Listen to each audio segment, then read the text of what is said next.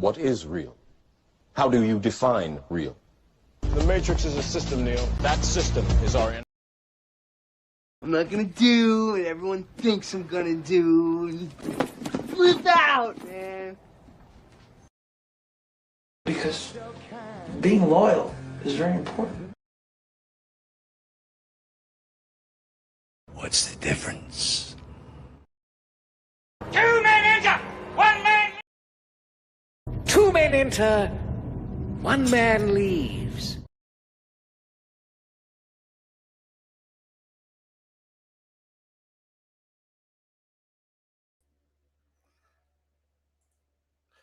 What it do, comic book gurus at y'all boy, Razor Comics. Welcome to Late Night After Hours. I'm your host, Razor Comics. Thank you for everybody stopping by. We appreciate everybody hanging out tonight. It is Friday night, and we know you have a lot of choices. So I appreciate you hanging out. It's Late Night After Hours. It's a special late night Tucson Comic-Con edition. So first-timers, welcome. You are welcome. Everybody's welcome. The whole community is welcome. All are welcome. All are welcome. Yeah. Hit the other one, producer. All are welcome. All are welcome. We really appreciate you stopping by. It's Tucson Comic-Con. We're 1 week away. So who do I have on tonight? We have Shelbie Turnbeaugh, and I might have mispronounced it. I do apologize. Director and PR of marketing for Tucson Comic-Con 2026. Can we get a round of applause for Shelbie, who's joining us backstage tonight? Wait, that's one more time. Hit it, producer. Yeah, there it is. All right. So she's going to give us some tips, tricks, and hints to help make your experience more joyful, more positive. She guaranteed a positive, great time backstage. No, she didn't. But we're going to get all the hits, tips, and tricks. She's going to break it down for us. So that way it makes it more easy, more enjoyable for you, for the family. Anybody who's going to decide on going in a week away, guys. I'm so excited. Can't even get the words out. Of course, it's Late Night After Hours, so we have a great show lined up. Please hang out, stick around. It's tonight, Friday night, where we get together with the gurus. The gurus, they like to hang out. You know, it's community drama. It's a niche community. This is the comic community drama, but tonight we're going to give you some information for you to have a good time. We're at Tucson Comic-Con. If you're a nerd like me, you like to hang out in Artist Alley. We're going to see who's in the lineup, who's coming, who's going. Who can I get to sign my short box of comic books like everybody else is sweating, standing in line? So we're going to go over all the hints, tips, and tricks. And, of course, we have a great top 10 line for you. The top 10 is back, guys. Remember back in the 1990s when you're hanging out at the mall? Remember those shops? You remember? Don't you remember? Well, we're going to give you the top 10 memories of 1990s, starting with the stores. The stores of the 1990s, top 10. That's what we got lined up for you tonight. And, of course, Doom Scroll, everybody's favorite segment where Razor just gets bored, basically, and I pull up the Insta, and we just scroll through the Insta, like just hang out. So that's what we're going to do. So let's stop from keeping Shelbie waiting any more longer because it's Friday night. I'm sure she has a lot more things to hang out with us nerds, but we want to give you guys the breakdown. So I got one question for you guys. Are you ready? Because I'm ready. Let's go then.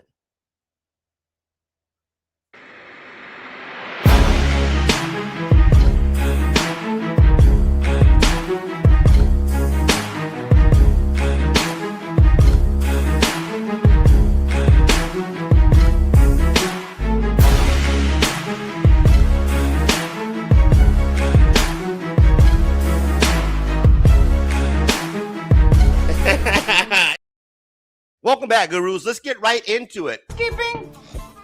I think you're sleeping. Housekeeping, you want me to jerk you off?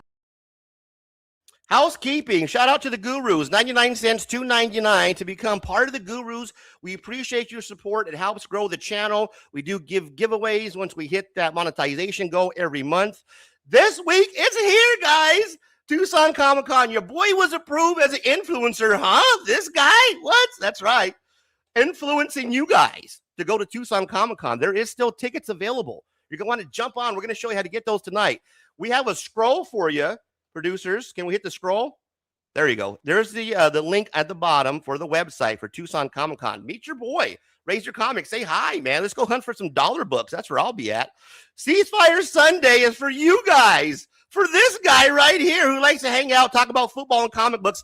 That show is coming in a couple of weeks. Look for the ceasefire thumbnail, Ceasefire Sunday. We wave the white flag, and we say, come on down, hang out, show off your comic books. Let's talk football. Look for that thumbnail, Ceasefire Sunday. But you're not here for that. You're here for my special guest tonight. Her name is Shelbie Turnbeaugh, Director of PR of Tucson Comic-Con. That is happening in a week away. She's going to answer some questions. She's going to help us get started because guess what? Here's what I found out, okay? I'm all ready to go. I'm set, guys. I got my bag packed. Got my selfie stick. Wait, I can't bring this? Huh? Producers. Yeah, you got to stay up with me, producers. Huh? That's right. Breaking news, ladies and gentlemen. You cannot walk into Tucson Comic-Con with this.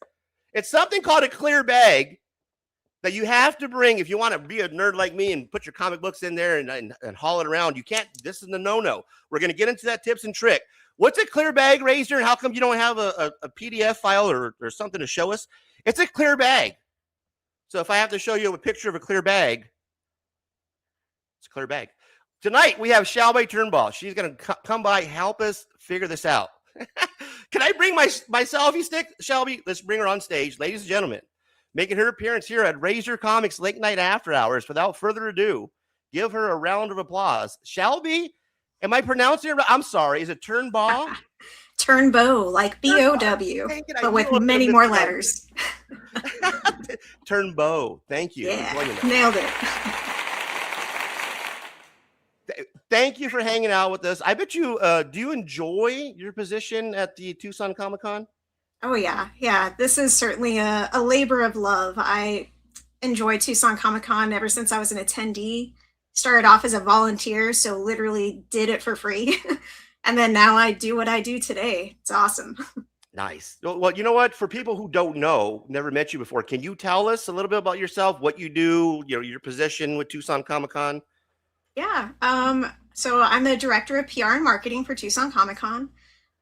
Essentially, I'm sort of a glorified hype man. I get the word out about Tucson Comic-Con in every way, shape, and form. I connect with the media. I'm the person that tries to connect the media as well with the guests to try to get interviews, creative, fun, enticing ways to just get our logo out. You've probably seen us around town at like Park Place Mall doing like movie premieres with cosplayers. We do trivia nights, all kinds of stuff. So that's part of what I'm included with. That's gotta be fun, man. Just hanging out with nerds during trivia night. All the way. Well, I appreciate you taking time out of your Friday night to hang out because I know you got a lot going on with, literally we're less than a week away at this point. Yeah. It's already this time a week from now, we'll all be madness at Tucson Comic-Con. So before the madness, let's kind of break it down for you guys. First off, all are welcome to the show. It's Late Night After Hours. It's a comic community hangout. Please, all are welcome. All are welcome. All are welcome. Brute Force, I appreciate you. Thank you for stopping by. Groovy, Brute Force Logic. Yeah, easier to pronounce than Pentex Einstein. Turnbeaugh, yes, it's easier to pronounce. You're correct. Easy. Thank you. I appreciate you stopping by. And of course, a respected member of the comic community and a nominee, finalist, if you will, for the Comic Community Awards. Still only 35 hanging out with us tonight. Thank you, guys. Appreciate you.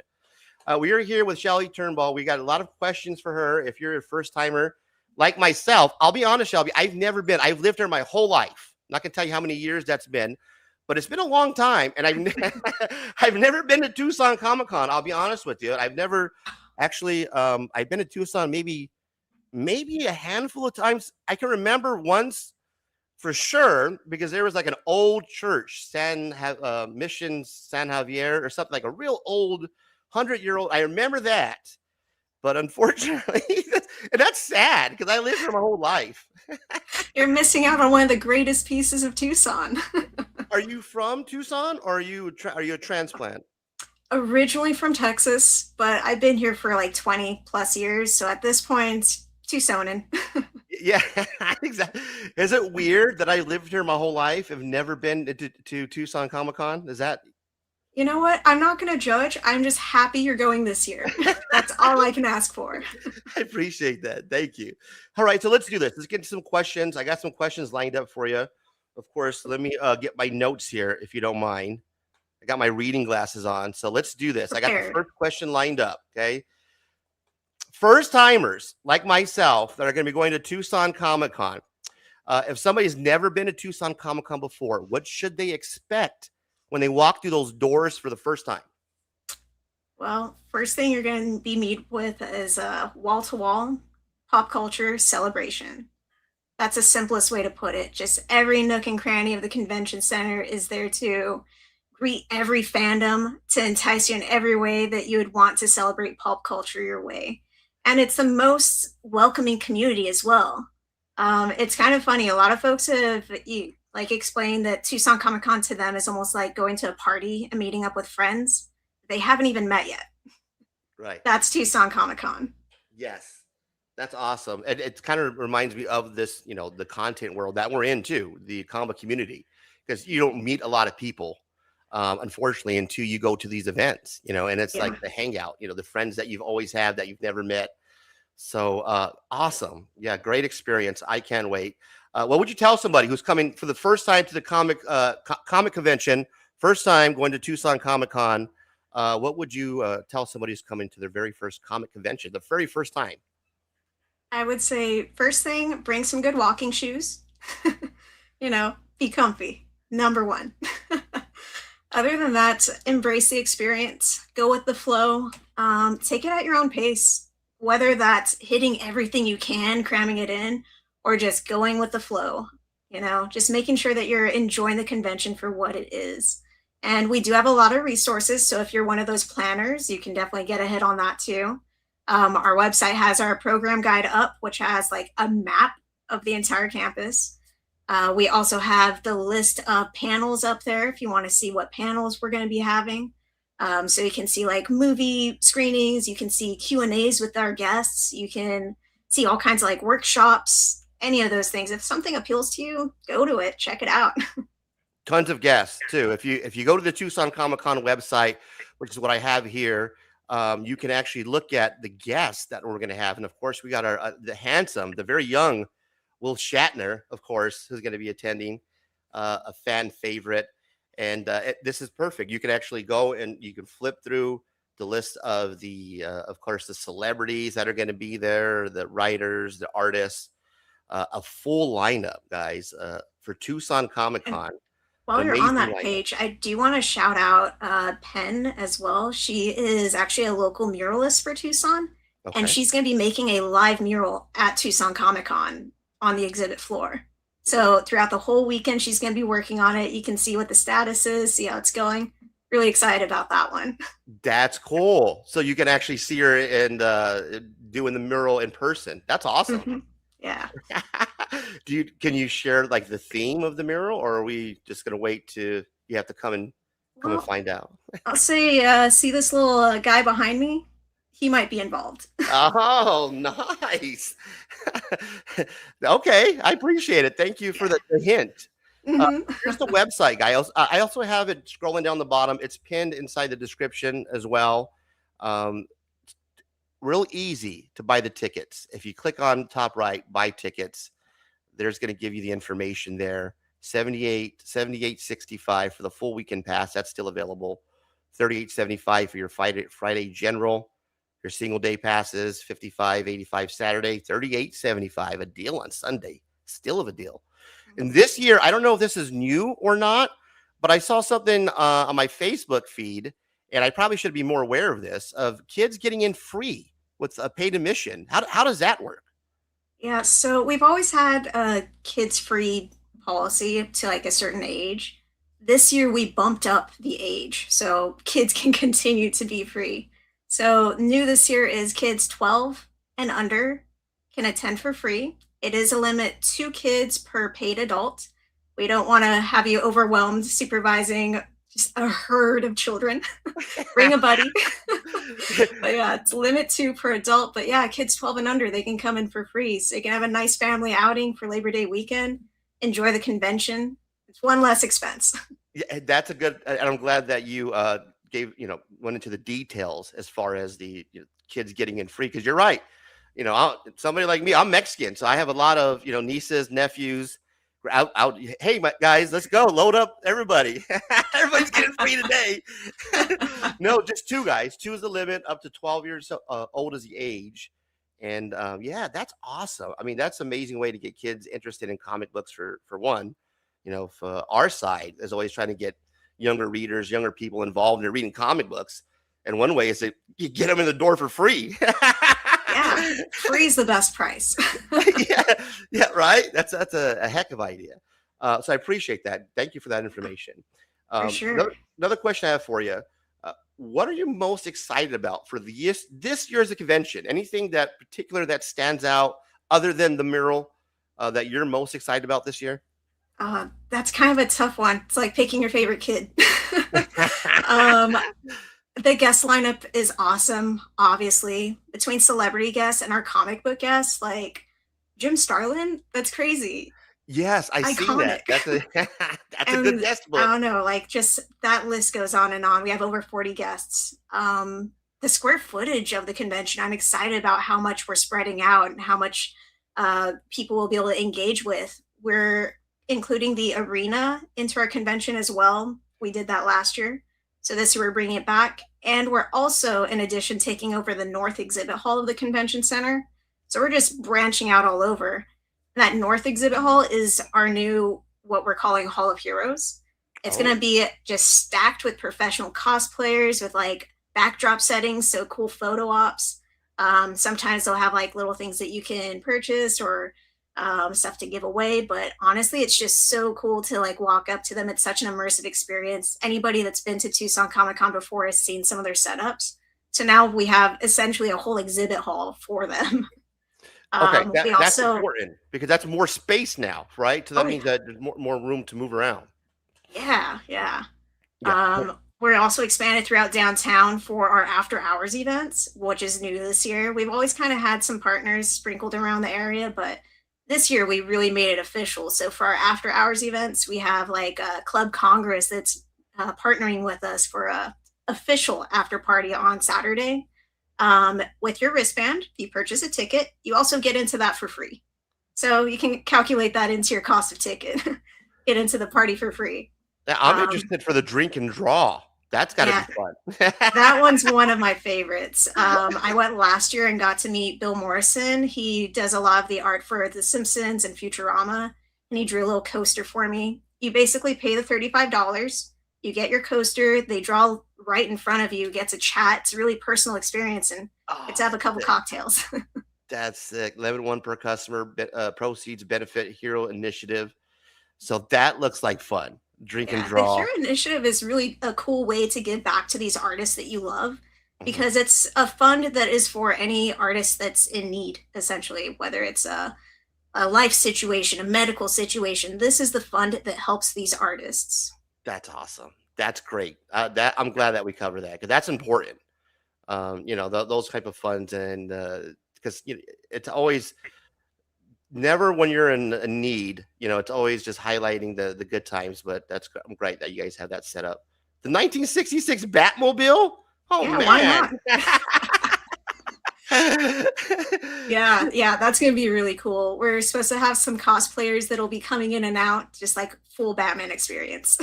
Oh, good times. Okay, let me get back to the questions. And we'll get to some more fun here. How should a first timer plan their day? Should they come in with an itinerary, or is it better just to walk around and see what catches their attention? Because it's a lot of square foot to cover. So is it better to kind of come in itinerary wise, or should we just kind of, free flow? It's really it depends on the person. Some people are just really up for that wild card experience, and you will experience so much. Other people don't want to have the FOMO, so they want to make sure they hit the marks that they want.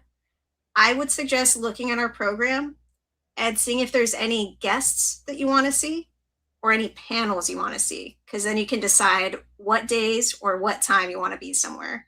Aside from that, just roam around, engage with people. You can even hit up our info booth Our staff there is more than happy to share where you should go next. We also have scavenger hunts, so that'll kind of lead you around the convention, and you get prizes for those too. And on this page here is the information.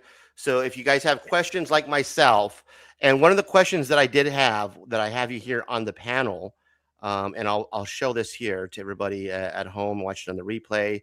So before you go, there's some items here to kind of cover, and let me get rid of this. Approved bags and prohibited bags. Now this is important because I was the one that was ready to go with my, my sling. I'm a sling guy.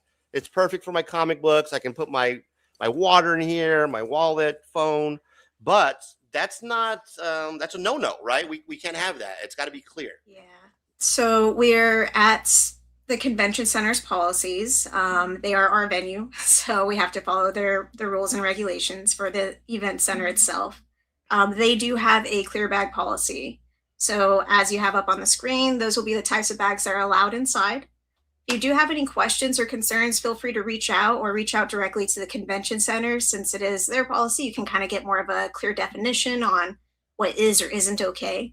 That said, if you do arrive early enough, you can also just ask security at the door, be like, hey, is this okay? But again, that's an extra step you don't want to have. So the safest bet, come with your clear bag, easy peasy. Yeah. We will also have some clear bags for sale. So if you are walking up to the door, you didn't anticipate having stuff, we can have some bags available for purchase as well. So one way or another, whatever you choose, we got you covered. That's perfect. And you know what's funny is when I came across the policy, that joke was me. I was the one who actually texted my daughter because she's used to going to the events more than I am. I was like, what's a clear bag? I swear it's the dumbest question ever. She's like, seriously, Dad, what's a clear bag? She's like, it's a bag. It's just put on Amazon. It's just a clear, you have to see through the bag. You have to be able to see the items. I was like, oh, okay, that makes sense now. So yeah, guys, it's a clear bag. You can see through it, so that way you can actually just kind of see through the items, and they don't have to. And that just helps to expedite security checks as well, because clear bag, you can see into it. Right, easy peasy.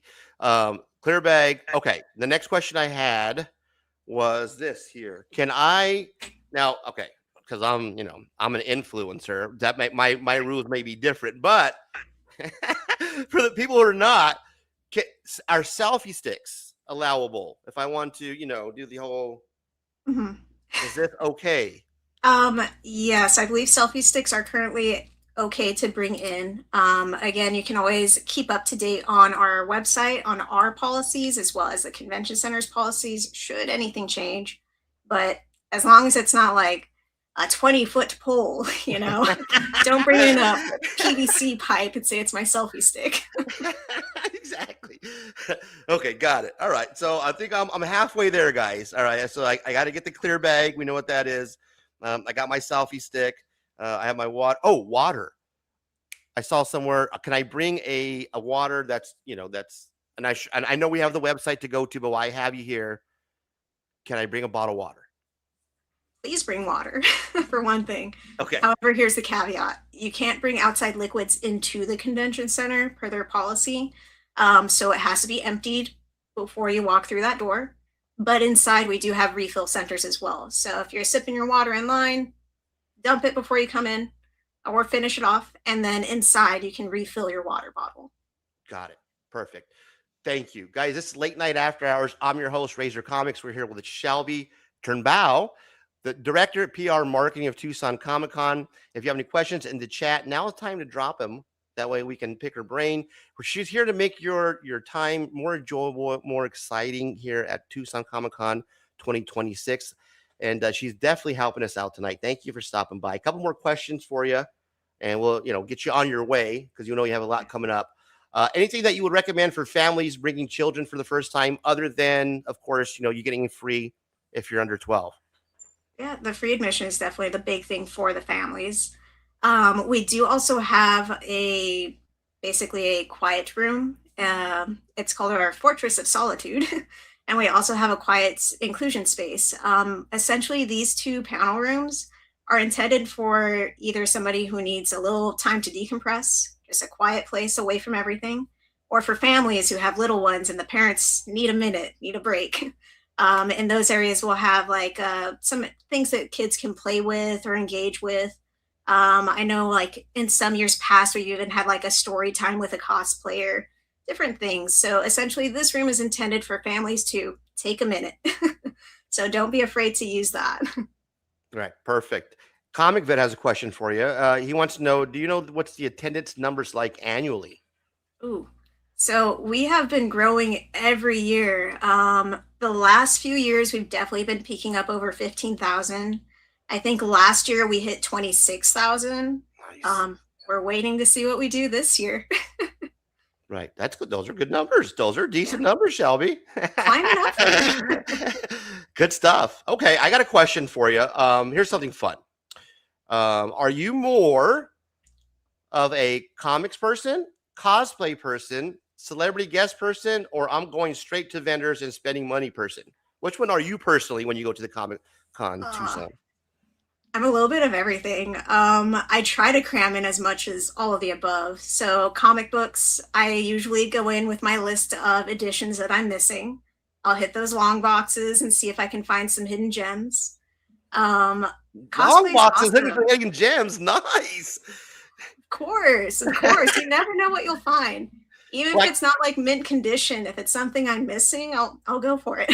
Now you're talking. Now you're talking our talk. Okay, so I got to ask you then, who's your favorite superhero? Wolverine, no hesitation. Look at that. That's a, ladies and gentlemen. Let's give a round of applause for shout out Wolverine. Yes, honestly, a kid of the '90s. Ever since the animated X-Men, that got me into Wolverine, and then I started to get into comics, and I was like, "Yep, this guy's awesome."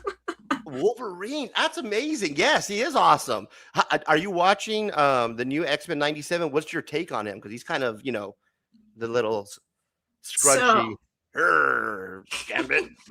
So here's where my shame comes in. I have not watched '97. I am so afraid to watch it, even though I've heard good reviews, because I just have the old school one stuck in my head. And then every time I start to psych myself up to start watching it, I just like don't have the time to. So that is probably like one of my guilty confessions. I have not seen it yet. Yeah, no, fair enough. No, fair enough.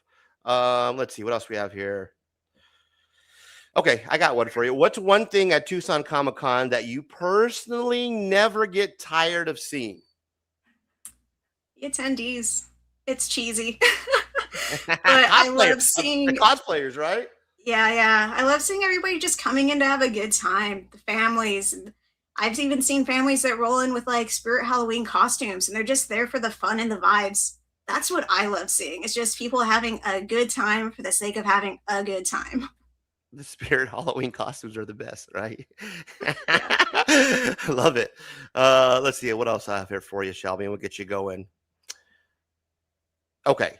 I think we got everything covered. Anything that you want to cover? Where can people get tickets? Any information? Guests, websites down below, right? Tucson Comic-Con, Tucson Comic-Con/con.com. That's a lot. Mouthful. Tickets still available. Anything that you want to cover, promote while you're here that we've missed? Anything important that we should know before we go? I would say the only extra thing is to be mindful of parking. There are definitely lots of places to park in downtown Tucson, but kind of plan it out just so you're not stressing at the last minute or trying to find a place. The convention center does have parking available. There's also a lot of different garages or flat space parking.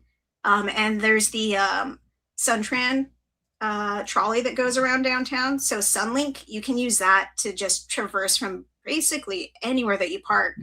And then it will loop around to the convention center for free. So Don't be afraid to use Sunlink as well, wherever you park.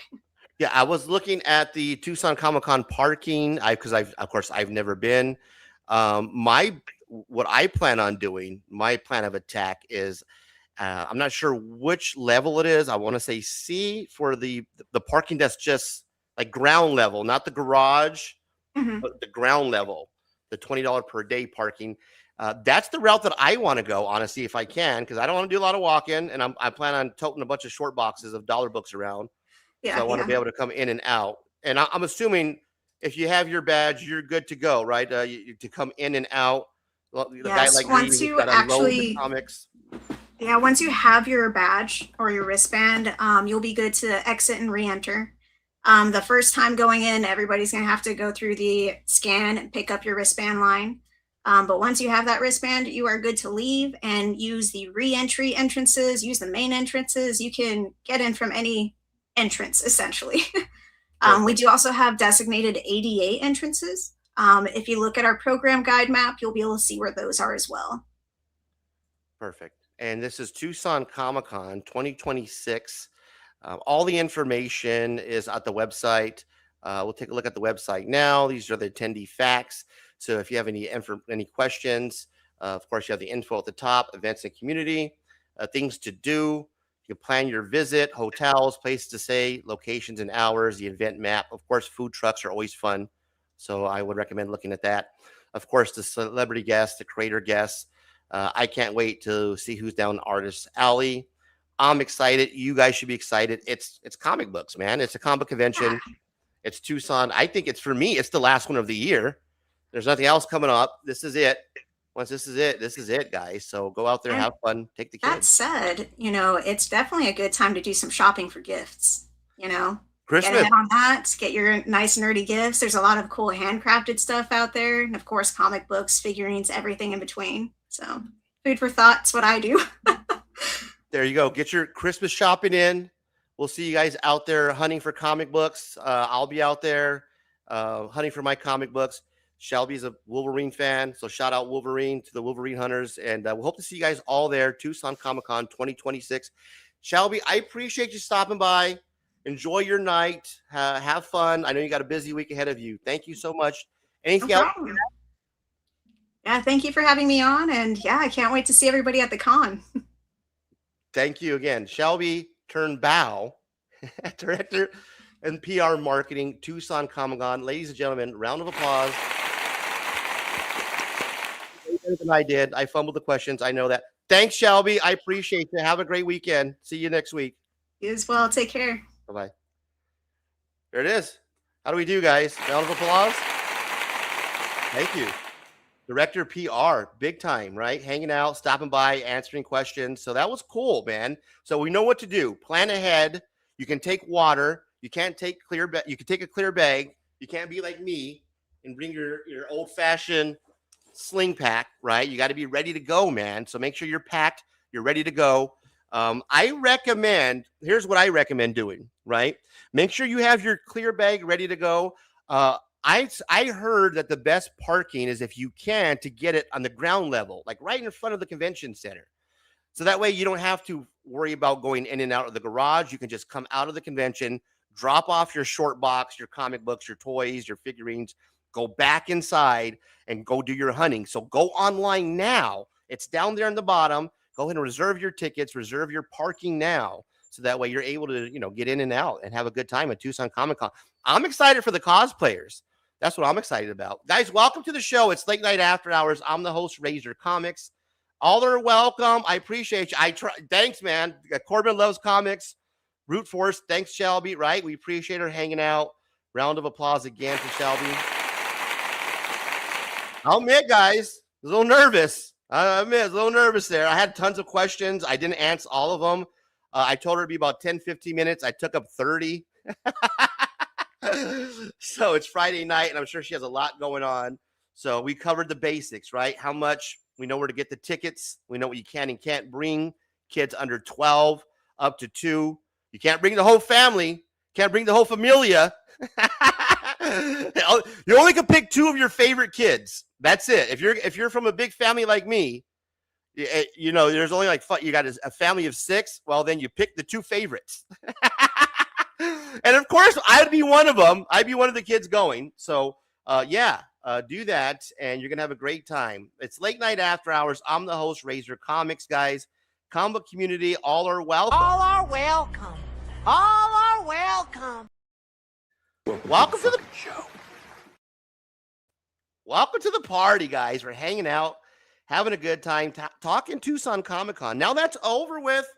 We do have another portion of the show. We got other segments lined up. It's Friday night, man. I hope you're having a good time.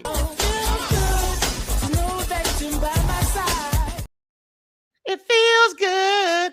Do your boy a huge favor. Smash a like if you like to smash. Comment, subscribe to the channel because we're one step away from greatness. That's all you need. One like, one comment, one subscribe away. One comment, one subscribe away from greatness. Hope you guys are enjoying your Friday night. It's late night after hours. I'm the host, Razor Comics. We're just hanging out tonight, man. Gonna have a good time. I got a top 10 lined up for you. We're gonna do some doom scrolling. Top 10 lined up for you. If you remember the 90s, like your boy does, back in the 90s were good days, man. Good times, right? For me, I was a teenager in the 90s, so I grew up going to the mall. I grew up going to Fiesta Mall out here in Phoenix, Arizona. That was my mall as a kid. I would jump on my bike with the homies, right down to the mall in Mesa. On the way to the mall, we stop at the old nickel arcade because there was an arcade that you basically put a nickel in to play all the video games. It was amazing times. These stores, these shops, when you would walk in and you would transplant yourself back into the 90s, if you will, just transplant yourself back to the 90s. We're going back to the 90s. Okay, close your eyes and open them. You're back into your favorite mall. You're walking around. You're going to notice 10 shops in particular when you're walking around the mall. 10 shops that we all know and recognize from the 90s. Well, your boy Razor went ahead and ranked them in order for you. Don't have to worry about it. I got you covered. I'm going to go over the top 10. These are the stores every mall had in the 1990s. For me, the best decades were the 90s. Growing up, the best TV, television, movie, music, the best decade, hands down, is the 90s. So tonight, ladies and gentlemen, we're bringing the top 10 back.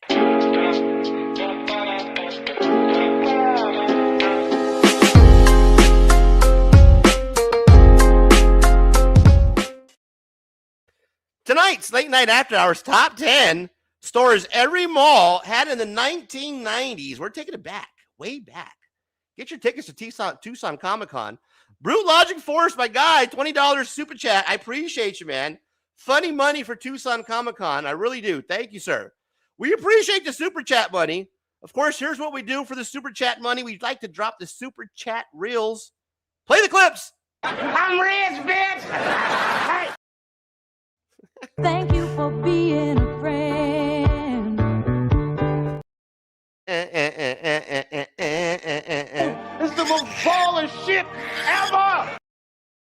That's one of us. Gobble, gobble, one of us. Gobble, gobble, one of us. Gobble, gobble. Go have one of us. Thank you. We appreciate it. It will go towards those dollar book dives out there in Tucson.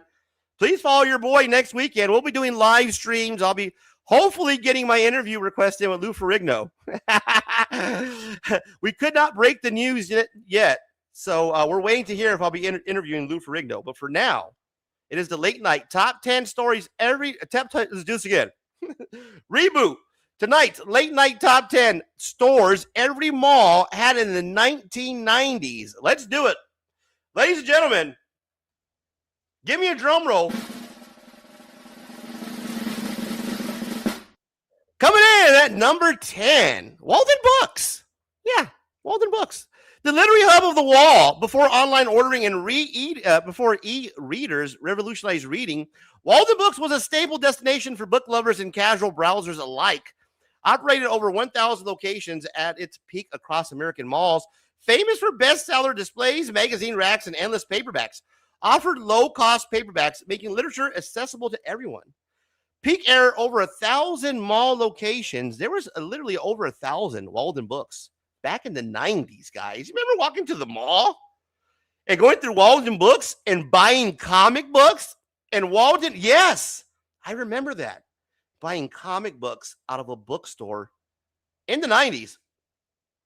Number 9, top 10 shops that you would see in the 90s. Can I get a drum roll, please?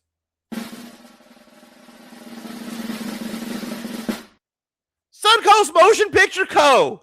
Hey, man. Suncoast Motion Picture Co., bro. Coming in at number 9, long before streaming services dominated Hollywood, Suncoast was the ultimate sanctuary for movie buffs and collectors alike. Packed with VHS tapes, laser discs, remember those kids? DVDs, posters, and movie memorabilia, the go-to destination for discovering hard-to-find indie films and anime.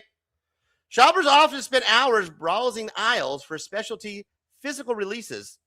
Their specialty, of course, VHS, DVDs, and collectibles. Hey, man. I had a Scarface poster that I purchased from Suncoast Motion Picture Co. back in the day.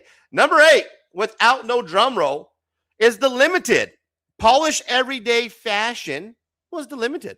The Limited helped define young women's fashion and professional wardrobe choices throughout the entire 90s. They specialize in polished professional attire, casual wear, chic accessories, catered heavily to young adult women and working professionals entering the workforce, occupied prominent prime retail spots in major shopping malls nationwide. Your little sister and your mom both walked through the Limited in the 90s. Keeping it rolling with the top 10 shops that you would see in the 90s. At number 7, drum roll if you will,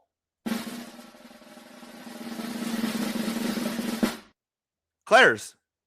Claire's, believe it or not, my ears were pierced at Claire's. Accessories and ear piercing hub. Claire's was an indispensable rite of passage for guys like me and for millions of teens worldwide, tweens exploring fashion accessories.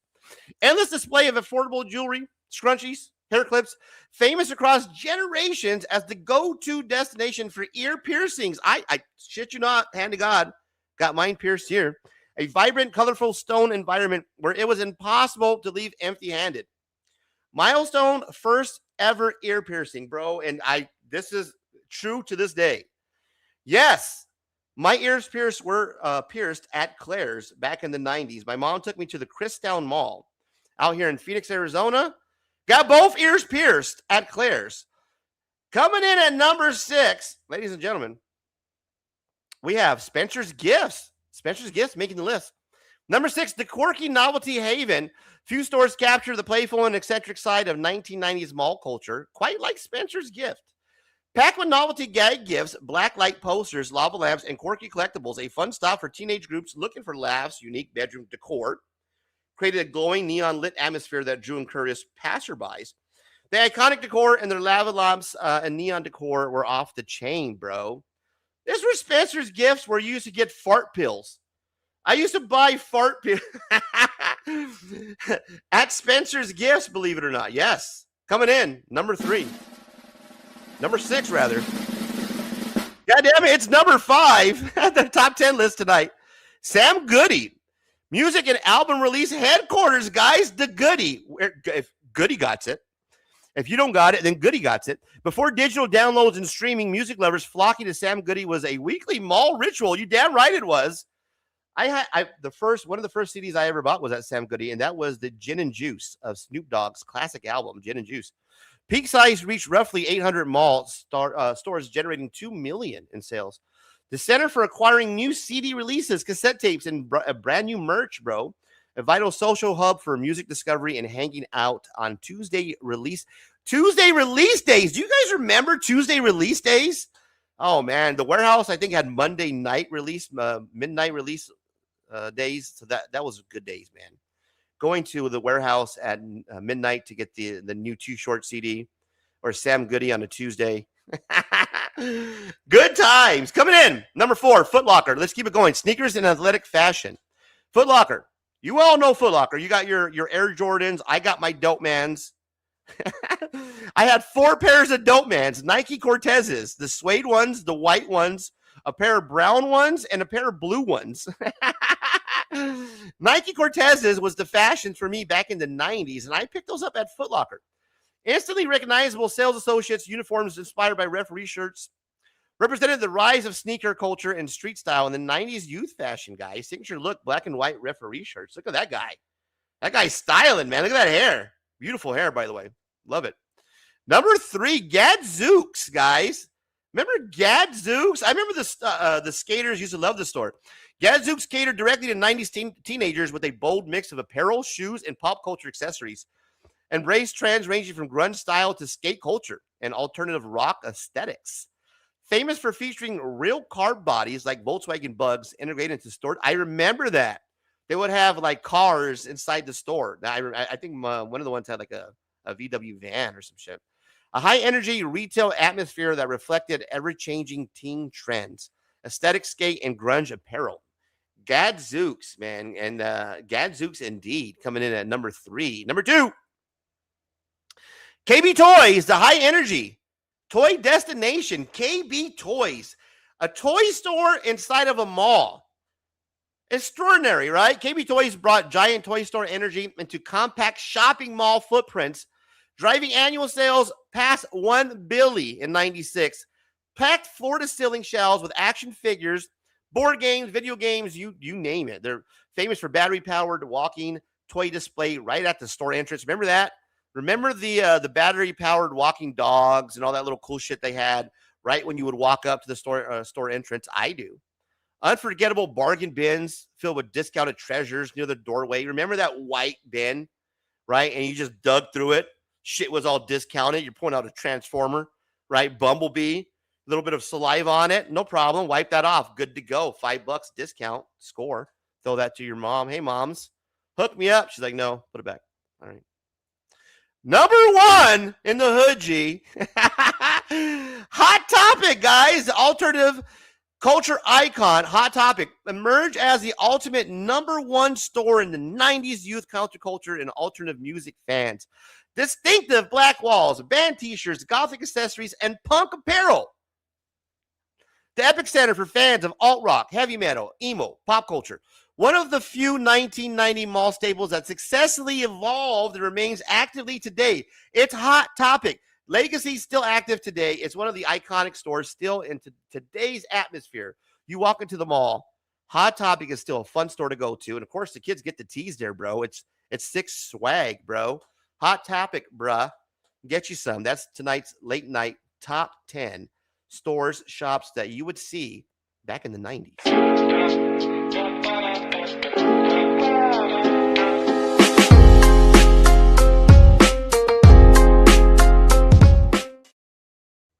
Late night after hours. What to do? I'm your host, Rager Comics. All are welcome. All are welcome. Welcome to the show, people. Welcome to the show. If you weren't here earlier, you need to scroll back. Check out the interview we had with Shelbie Turnbeaugh, with Director PR of Tucson Comic-Con.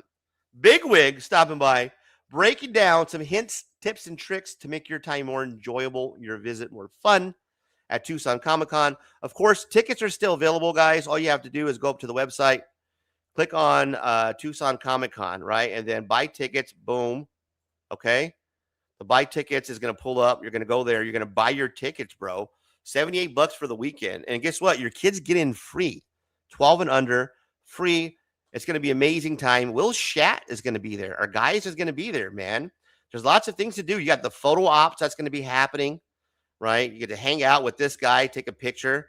Fun times. Barbie Blank, a.k.a. Callie. That's one of the people who I put on my list to interview. You got Deep Roy. E.G. Daly's going to be there. Lou Ferrigno. That's my number 1 guy. If you can make it happen for me, and I'll share this with you, show you what I'm looking at here. If you can somehow, Shelbie, if you still happen to watch at this point, Lou Ferrigno, Shelbie, that's who I want to interview. That's my guy. Now, before I had Shelbie on the show, I tried to see if I was confirmed for Lou Ferrigno. And no, I'm not confirmed for Lou Ferrigno yet. So I was thinking that maybe Shelbie just didn't want to give me the bad news and sent out everybody else's confirmations and waited till my interview was over to send out my email and say, oh, sorry, you didn't get the okay. But hopefully we can interview Lou Ferrigno, guys. He's going to be there at Tucson Comic-Con. So that'll be cool. You also see Tracy Lynn Cruz, one of the professional photo op session Power Rangers. And, of course, Will Shatner, man. $155. Holy. Will Shat ain't playing around. $85 for, I do believe that's an autograph or a picture with Lou. $85 for Katie. $85 for Barbie Blank. Wow. Holy, $85 for EJ Daily. That is some big. The hours: Friday 2 to 7, Saturday is 10 to 6, Sunday 10 to 5. Sundays are usually good days to get your comic book sale on. So you usually can walk up to some vendors and make some deals and steals on Sunday. Good day for comic book hunting. But yes, here's our website for the Tucson Comic-Con professional photo ops page. And yeah, so $85 for a photo with Barbie Blank, guys. And if you want to take a photo with Lou Ferrigno, $85 it'll cost you. So there you go. That's the Tucson Comic-Con lineup. It'll be cool to interview Lou Ferrigno. And also, let's take a look. I'm going to show you this tab here. Share this here. This is the homepage for Tucson Comic-Con, TucsonComicCon/con.com. They're going to have a drink and draw. That looks pretty cool. All the guests line up. Bill Sassenberger, Brian Pulido. I did put in, guys, I put in a request to interview Brian Pulido. And if I do get the approval, I'm going to ask him about the blind bags. You betcha. So that'll be fun, right? And Adam Yeater, and that's Penn Macias. That she'll be doing a live mural there. So you'll be able to watch her do a live mural painting. So that'd be cool. Katie Safari? I don't know. Oh, the Annabelle. Oh, that's cool. Actress for the Annabelle Comes Home, Supernatural. So she's going to be there. Carl Byrne is going to be there. Yeah, so this is a cool lineup. A lot of sponsors getting involved. Things to do. Let's see, what are the things to do? Let's check out Artist Alley. Artist Alley. Oh, man, this looks cool. They got an adult costume contest. Costume rules. Yep, you got to be there. We've got to have them.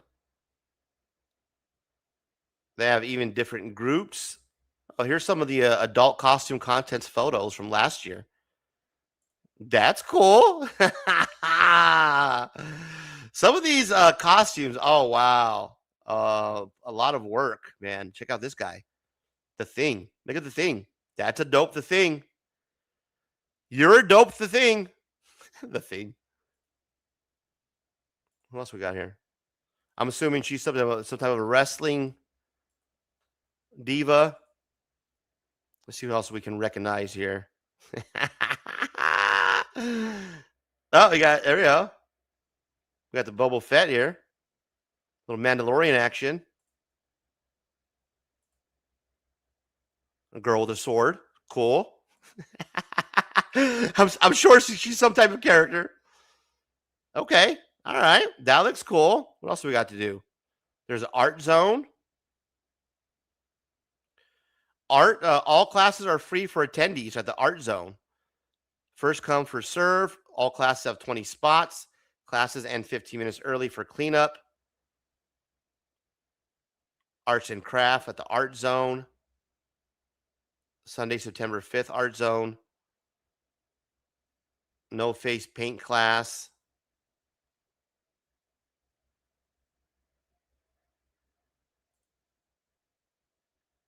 And we got a list of the exhibitors.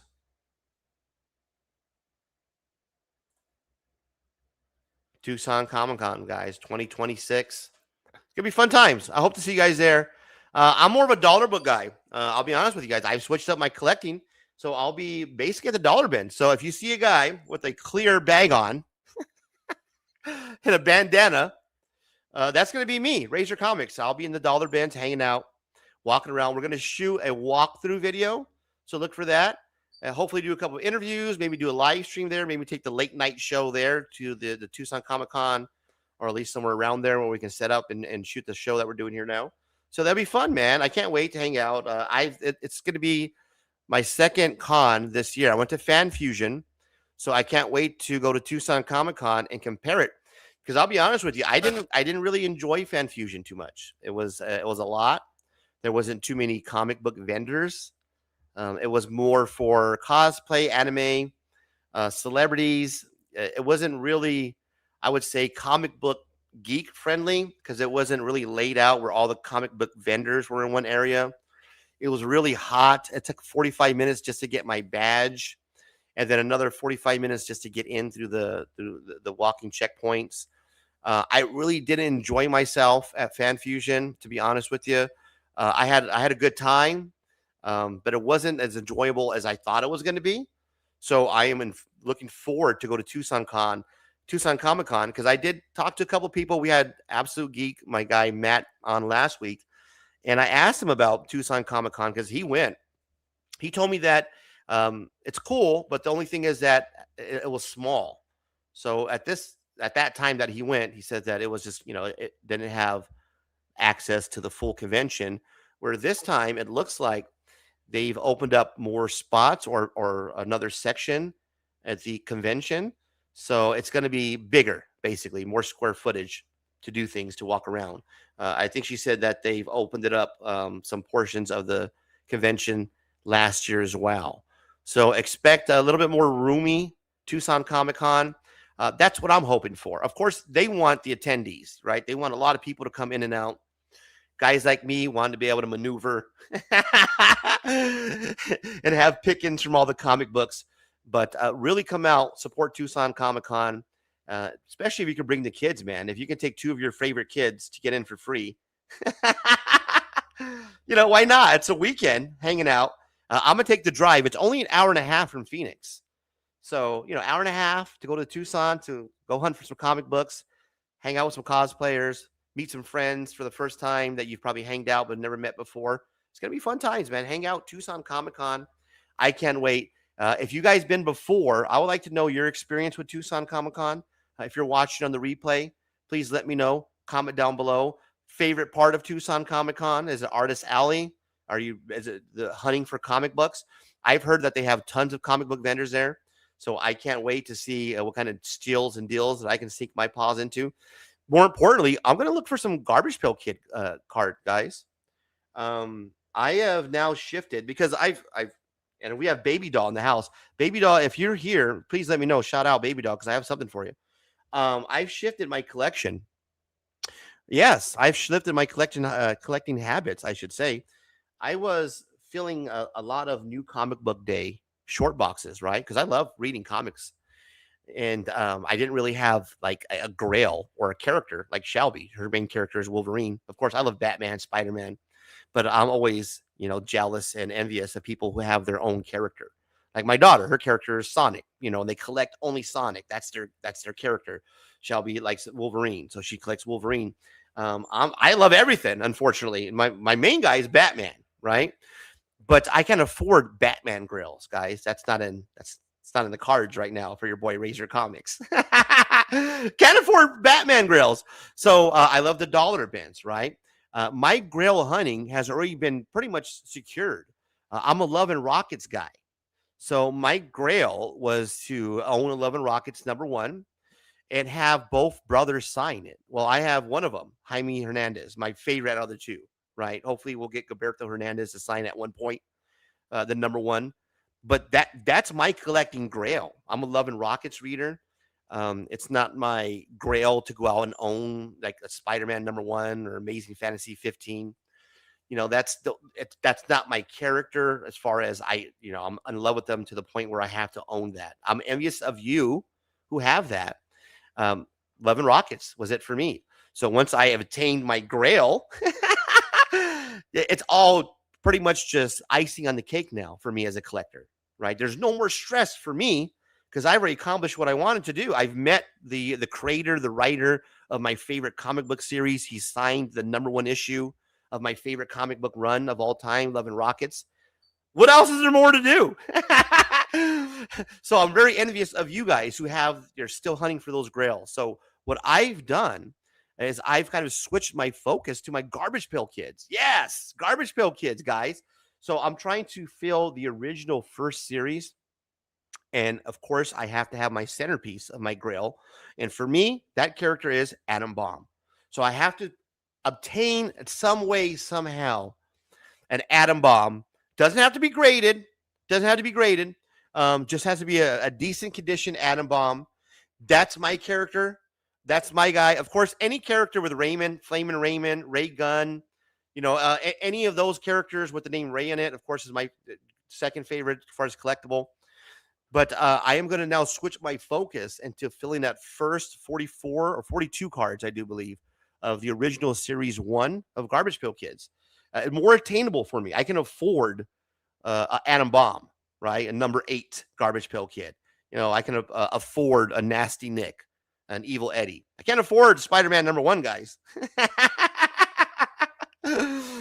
So as a collector, I'm a dollar bin diver because it's easy and it's cheap for me to consume comic books, especially modern comic books, because I love collecting modern comic books, right?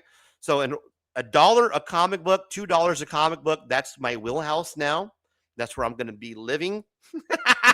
I'm going to try to get these variant covers. I'm going to try to get these sick covers, bro. These exclusive covers that a lot of people, not saying you gurus, but I'm saying a lot of people spend 20, 30, 40, big money to me on these new variant covers. And then, weeks later, after that absolute Batman number 20 has done and dropped, that Mike Mayhew cover has done and come and gone, it's no longer worth $40. Snatch it up for like $5 or $10. If that, sometimes I even see them go for dollars and whatnot.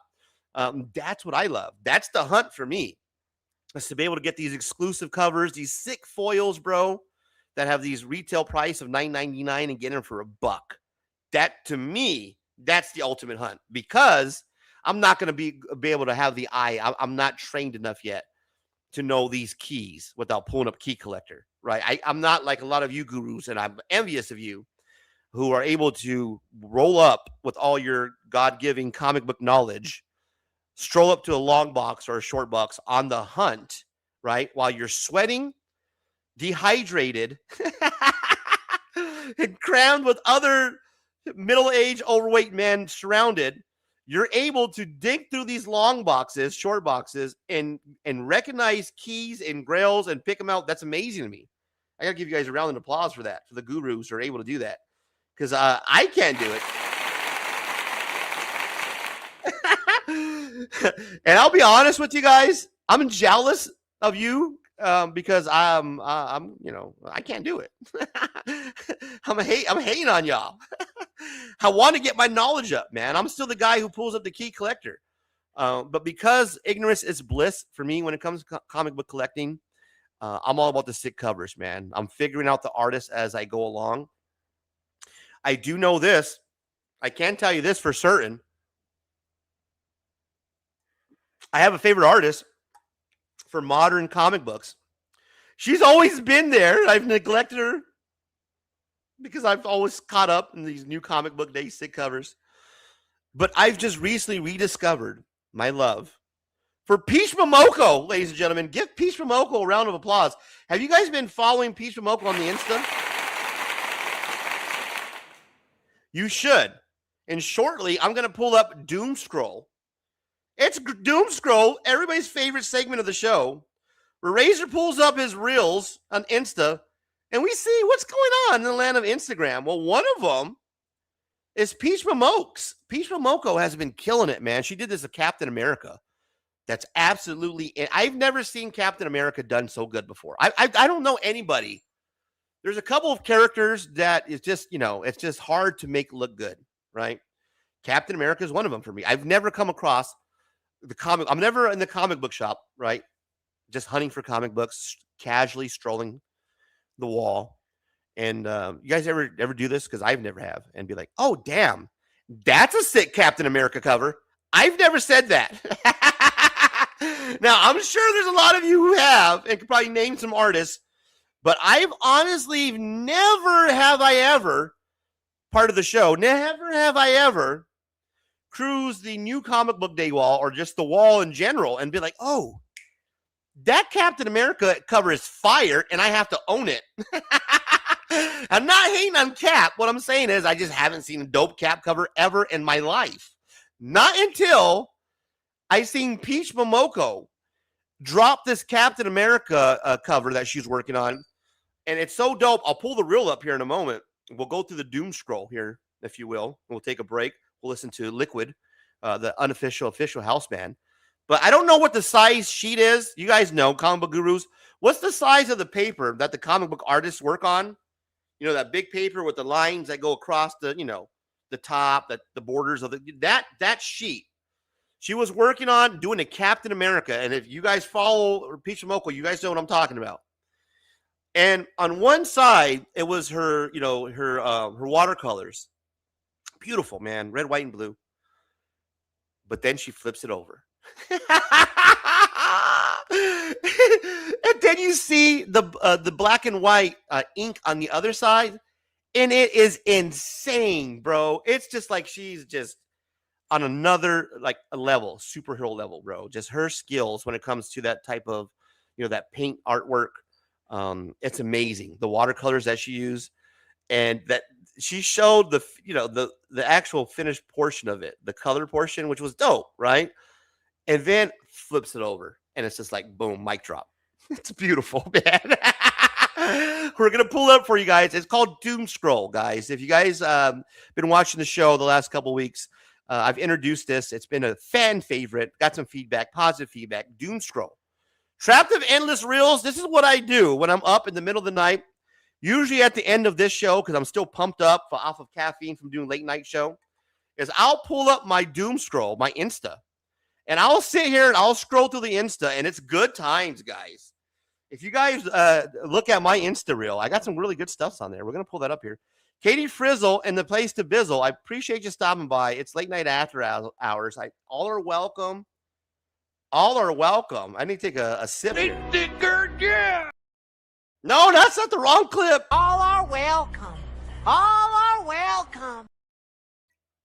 It's Comic Book Community Drama. I'm the host, Razor Comics of Late Night After Hours. Clarence Worley, what to do, my guy? We're hanging out, man, having a good time. It's Late Night After Hours. We're going to hit the Doom Scroll here in a moment. Hey, Razor, hanging out. Hey, man, thank you. Appreciate you. And if Baby Doll stops by, Baby Doll, I got an A-OK for you. We put together an A-OK for Baby Doll. She was asking about Black and White. She's like, who's a good read during Ceasefire Sunday, Razor, for Black and White comic books? I love Black and White comic books. And I couldn't think of one at the time, which is weird because I read Love and Rockets, and I love Love and Rockets. So for a moment, I kind of had a brain fart, but then it came back to me later on in the show. I was like, hey, you know what? Love and Rockets. What am I thinking of? So we talked about Love and Rockets, and I have an A-OK for you. So, Baby Doll, if you're watching on the replay, reach out to me, Razor Comics 602 on the Insta, or if you guys are friends with Baby Doll, give her a shout out. I wanted to thank her for being a moderator and kind of helping out with the links on the show the last couple weeks. She's been a big help. So shout out to Baby Doll. We got some Love and Rockets for you, volume number 22 of the first number 22 of the first volume. You got Love and Rockets number 17, volume number 1. Love and Rockets number 18, volume number 1. And then I have Love and Rockets number 14 from the new volume for you. So this is an A-OK to help get you started on your Love and Rockets journey, my friend. Appreciate you for being a moderator and helping support the show. So this is for Baby Doll. Yeah, I'll mail that out to you, buddy. No worries. Just reach out to me, Razor Comics 602 on the Insta, and let's get you started on some Love and Rockets. That's good stuff right there. Guys, welcome. All are welcome. All are welcome. It's Late Night After Hours. I'm the host, Razor Comics. I'm going to pack a bowl and do some doom scrolling. So what do you guys think?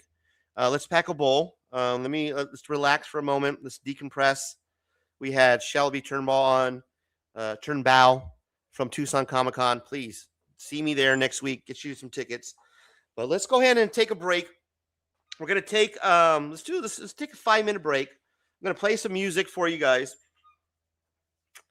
And yeah, let's decompress here, and then we'll do the doom scroll. Let's do that, okay? What I'm going to play for you is a couple of things. That way I get some time to do a little smoke sesh. So roll up.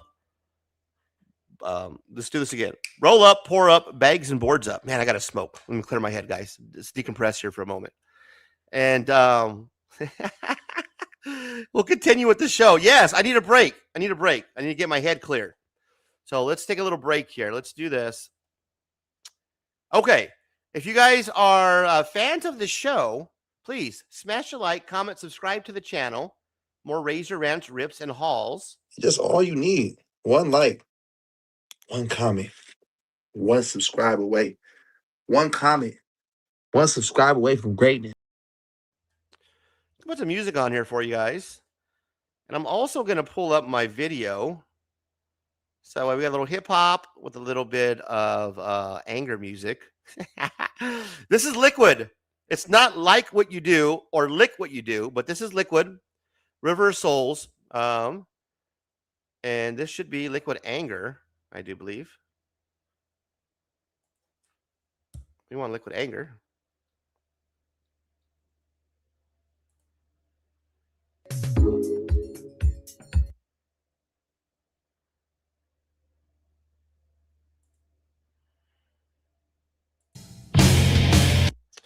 Here we go. This is Liquid Anger. The song Anger by Liquid from the River of Souls. This is our friend Tat Comics plays drums for Liquid. You can find this on YouTube. Only 26 views, 11 years old. But this is Liquid. This is the jam. Late night after hours. I'm a pack a bowl. Guys, pack a bowl. Roll up, pour up, get your bags and boards up. And then we're going to come back and resume with some doom scrolling. So please enjoy the musical stylings of Liquid.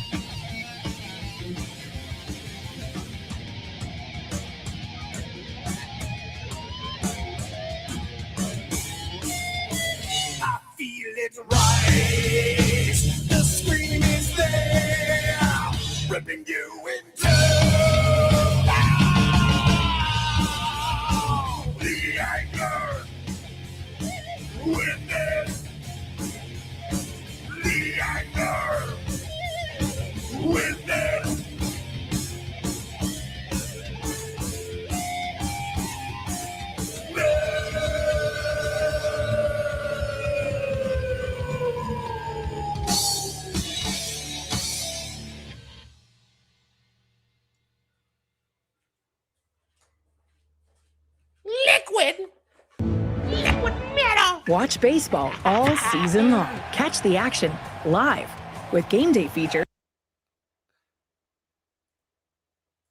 Liquid Metal. All right, hang on.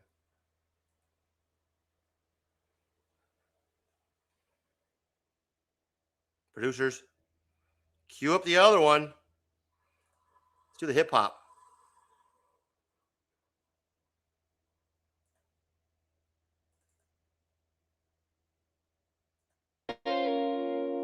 Yeah.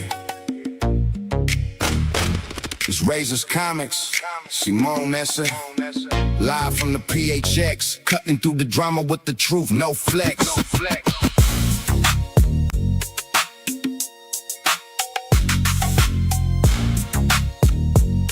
Check it. Razors in the building, fresh to the scene. Call you gurus cause your knowledge is clean. From the valley of the sun, there's a heat in the veins. Talking comic book drama, breaking down the game. Ceasefire Sunday, we squashing the beef. No variant wars, just deals on the cheap. I'm looking for the grails, digging through the stacks. If the cover's sick, you know I'm buying that. Razors Comics, Phoenix where we at. Sunday ceasefire, lay that hate down flat. Sick covers, man, that's the motto we keep. Gurus in the chat, knowledge runs deep. Orale gurus, let me tell you straight, new to the game, but I'm learning the rate. CGC brought key books on deck, flipping through the bins, respect what you collect.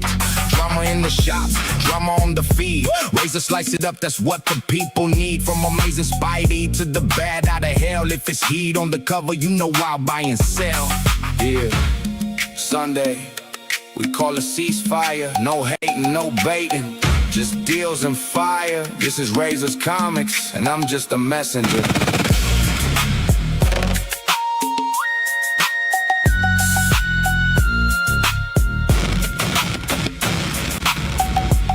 Razor's Comics. Live from the PHX. Ceasefire Sunday. Gurus, what's next? Sick covers, man. You know the motto. Razor's Comics. Simone, let's go.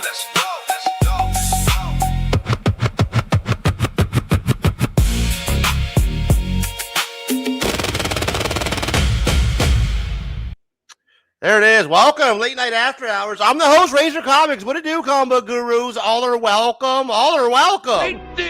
Yeah. All are welcome. All are welcome.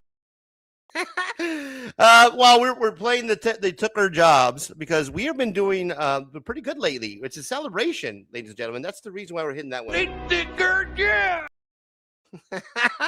What am I celebrating? Well, let me show you what we're celebrating here, and then we're going to get to the Doom Scroll. So stay tuned for Doom Scroll. That's Late Night After Hours. I'm the host. This is pretty much what we do. It's a comic community drama. Not a whole lot of drama going on in the comic community, so we touch bases with Tucson Comic-Con because I'll be going over there in a week, hanging out, having a good time, searching for books, doing my thing as Razor. We had Shelbie Turnbeaugh on earlier, who broke it down, director, PR, marketing. But the reason why I am celebrating is because over the last couple of days, I'm going to share the screen here with you. Let me share this. That's her.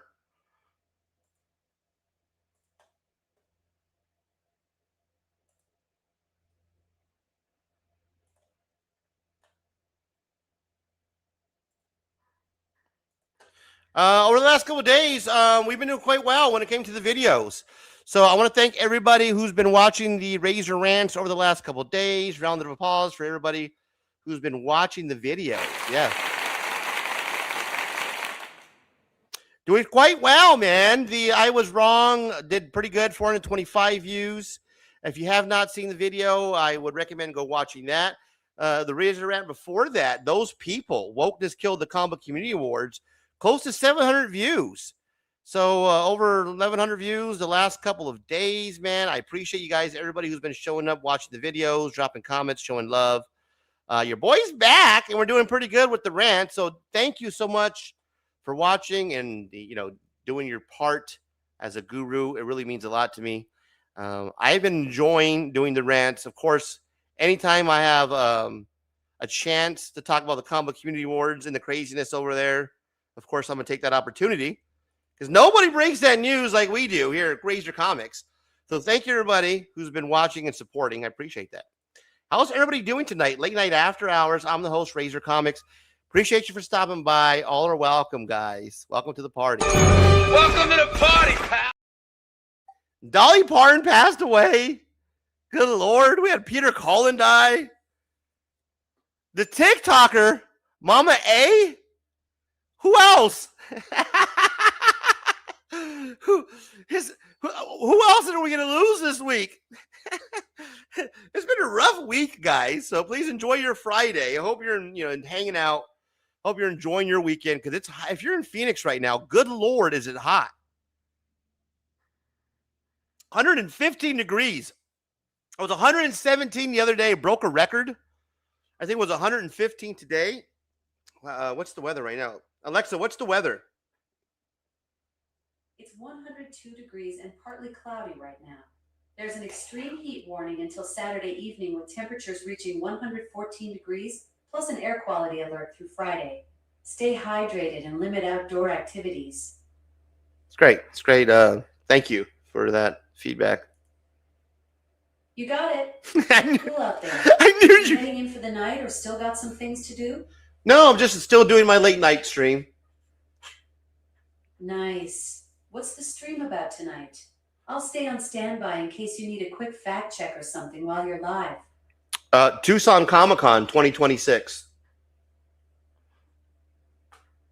All right. Tucson Comic-Con 2026 is happening September 4th to 6th at the Tucson Convention Center. You know, it's got a pretty cool lineup this year. Want to hear about some of the highlights? Sure.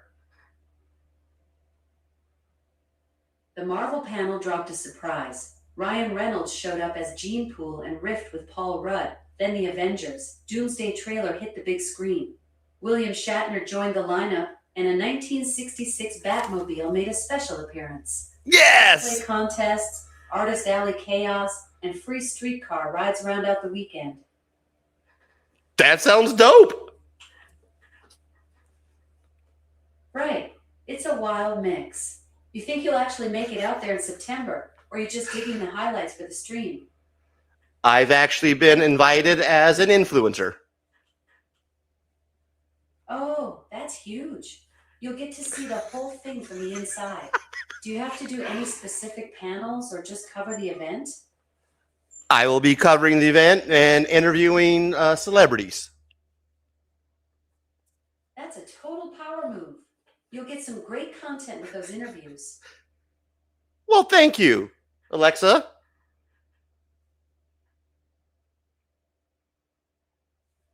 That was fun. It really was. I'll be here if you need any more info for the stream. You got any other big events on the calendar for the fall? No, thank you. We'll talk later. For sure. Good luck with the rest of the stream. Thank you. Catch you later. Check you later. Oh, that's amazing, bro. I swear to God, that was not staged at all. That's pretty good riffing right there. Can I get a round of applause?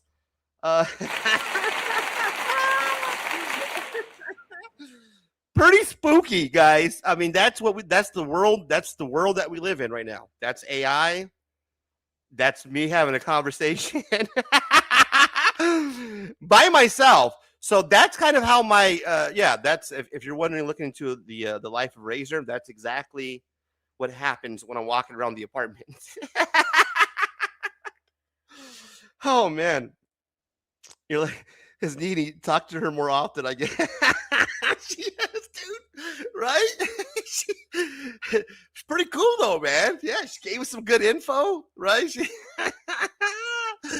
That was amazing. I got to make sure I clip that. That was pretty good. I got to admit, I don't have a host anymore, so we might have to set something up where we make Alexa the host. That would be pretty cool, right? The co-host of the show. Not bad, man. That was pretty, kind of. I'll be honest with you, it was a little creepy, but then after a while, it felt kind of comfortable. You know what I mean? Like, she's kind of hot. I wonder if she's single. Guys, if you're just joining us, you just missed an amazing conversation that we just had right now. That just shows exactly how the world's going to be taken over. By that, what just exactly happened right there, dude. I don't even know now. I feel like I should take her on a date or buy her something. You know what I mean? After all that conversation that we said. All right. So Yes, Dolly Parton passed away, right? Peter Cullen, the voice of Transformers.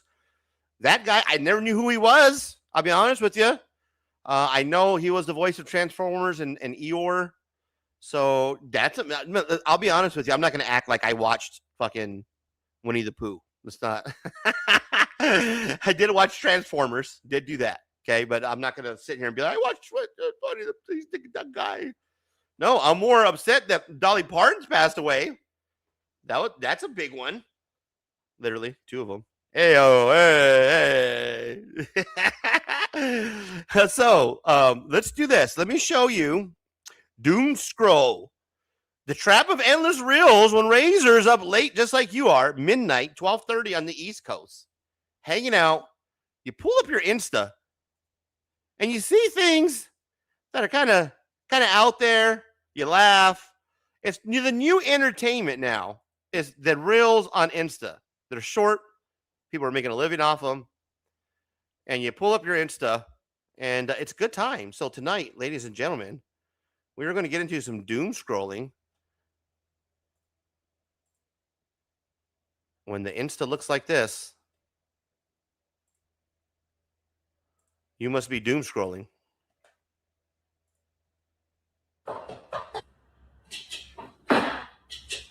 And of course, I got that switch. Put him up. How different weapons sound.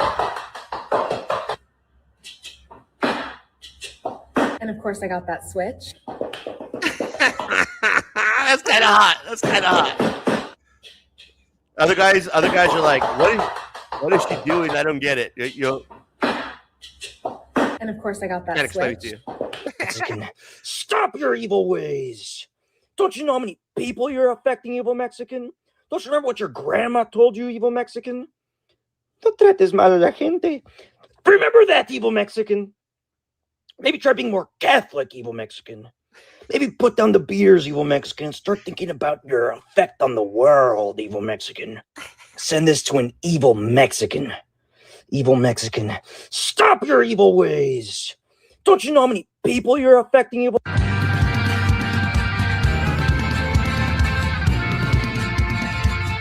Jamming out.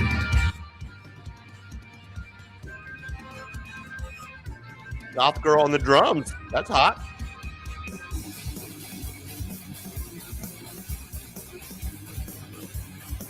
Your wiener is not small. What? The world is just a really big place.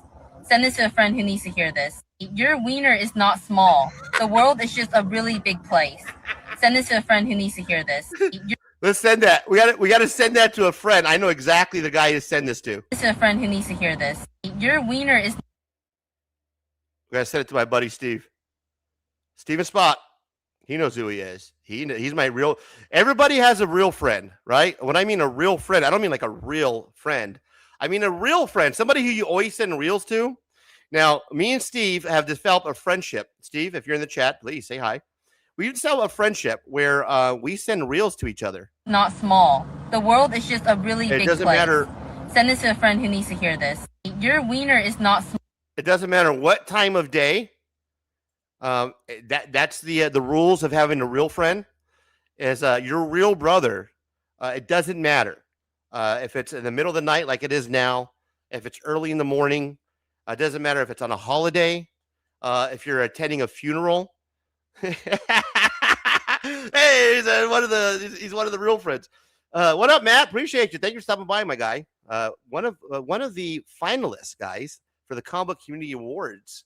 Please put some respect behind this gentleman's name, Absolute Geek Podcast, when you say it. Appreciate you stopping by. But yeah, the real friends, right? Steven Spock, he's one of mine.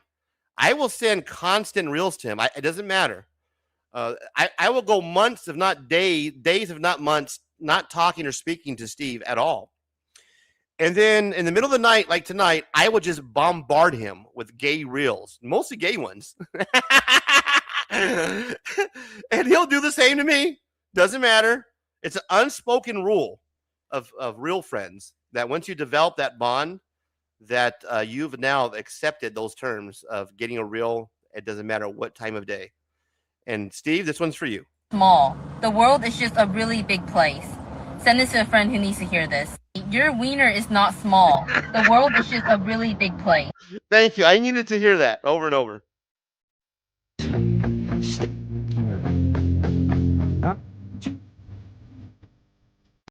Bucky's? Oh,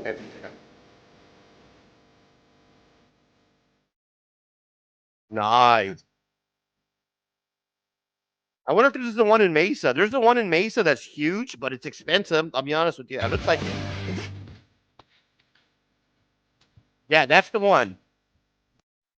I'm almost positive. America's Antique Mall. Is this the one in Mesa? Please stay. There's one in Mesa that's just like this. I think it's called Everything Unique or some shit like that. But as an Antique Mall, yeah, this is the one. Phoenix, Arizona. Antiques Mall, Phoenix, Arizona. It's cool to walk through. It's huge, man. I already have my concession speech to MJ Comics ready to go. Here, you want to know my theory? Absolute, while you're here. My theory behind the Comic Community Awards, and this doesn't apply to you, but the reason why you're seeing a lot of the same nominations, and I'll get specific. The reason why you're seeing Immortal Biggie Shack, the reason why you're seeing Ossieverse, and the reason why you're seeing George from the 757 Hustle Show. Those three main. I'm going to give you my theory. This is my opinion only. Okay. And we'll get back to the doom scroll. I promise. I got Absolute Geek. I got to give him, my little rant here. So here's my rant, guys, for the night. We always got to give a rant, right? We missed it earlier. But here's my rant when it comes to Comic Community Awards. And I already did 2 videos on it. I don't want to keep going over it. But specifically those 3. Let's do it again. Immortal Biggie Shack for Best Speculator. The 757 Hustle Show for Best Live Stream. And who was the other one? What else did I say? Ossieverse. Yeah, for God who knows what. Those 3 specifically. Okay. 757 Hustle Show. Nobody watches his live streams. He gets 40, 50, 60 views, 90 if he does something. But nobody watches, not even the replay. Nobody watches Ossieverse. And nobody watches the Mortal Biggie Shack. When these guys do their top 10 commandments and he does his speculation, there's no views there. There's thousands of votes that come through the Comic Community Awards. These guys are getting hundreds, if not thousands of votes, right? So how are these guys getting hundreds, if not thousands of votes and being nominated? It's not organically. This is my theory only. I don't have any evidence or anything at all. Now, being that this is my theory and my theory only, heed my advice, my warning, people. 9 times out of 10, for the most part, I've gotten these right. I've hit on the big ones, on the small, the small ones I've missed, let's be honest, but on the pretty big ones, I haven't been wrong yet. You still see that vote moving, vote fraud, vote manipulation video up. That hasn't been taken down, right? That fucking shit's still up there. No one's commented on that. Every time I bring it up, Brian LCS, somebody asked him about the vote moving from last year. It's simple as that. It's just a question that nobody can ask him. If I ask him, he'll fucking have a clip lined up for me. Well, this should be considered racist too, Razor. Just ask him what happened to the votes, what came to the Christina Payne situation. That's all we want to know. Were those or were not moved from one category to the next, and why? It's simple, right? That's why my video is still up. Those type of big things I have hit on 9 times out of 10. I'm right. So here's my theory when it comes to those 3 people and why they've been nominated. Absolute Geek, Matt, if you're still here. Here's why. Burner accounts. There is an individual or person, my theory, who has created multiple email accounts, which if you look up and Google how to do, it's not very hard to create. You can even buy them if you want. It's my theory that somebody has created, I don't think it's multiple people. I think it's literally one person who has created these multiple email accounts that they have a master list of that they use every year to be nominated for awards. Now, do they win awards? Some of them have. But that's my theory. Can I prove it? No, I can't prove it. Have I had theories like this in the past that have been correct? Yes, I have.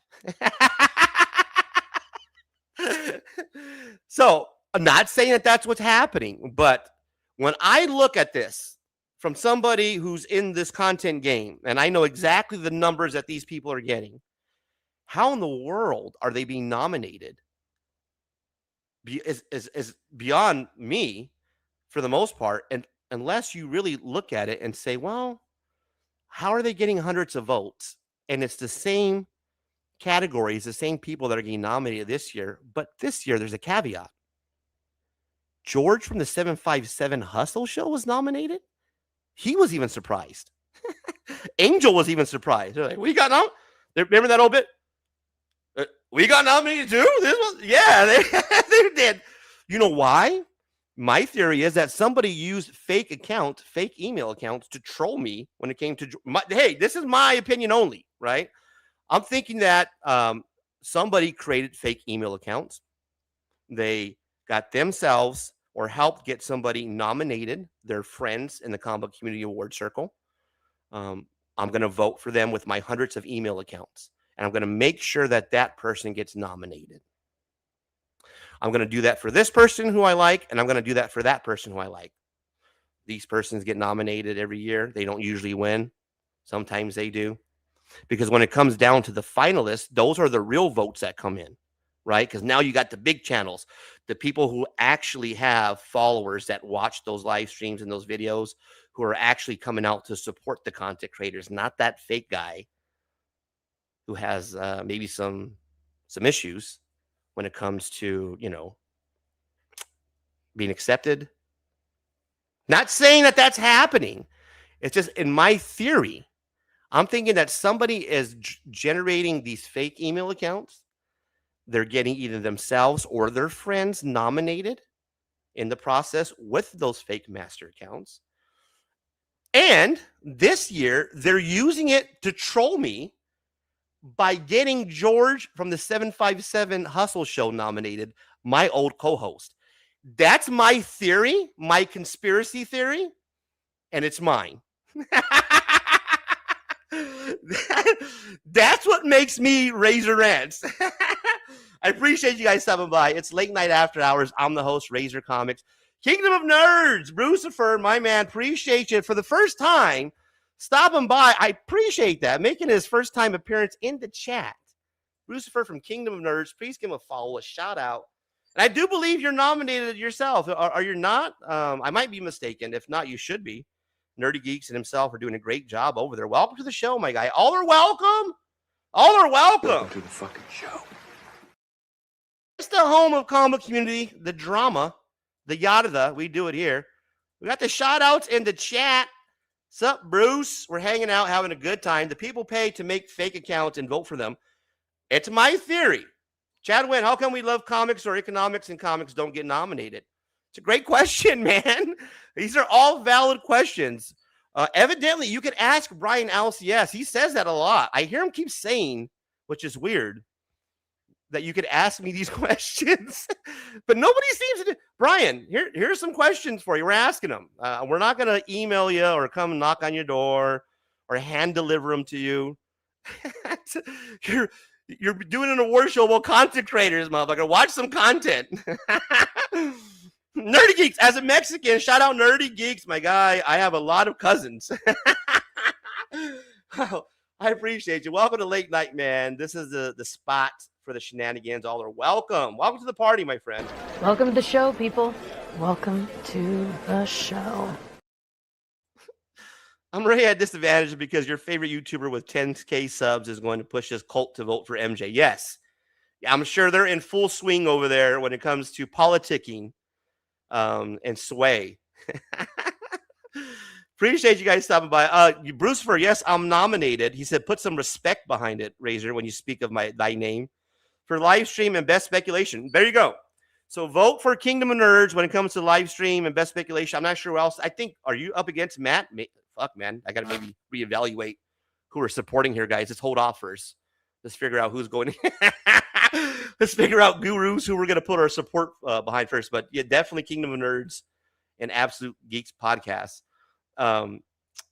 George from the 757 Hustle Show. I have no idea, other than I do believe, my friend, that you're being trolled and I'm being trolled, because how else would you get nominated? I do believe that the person or people that own those fake accounts say, hey, here's what we're going to do.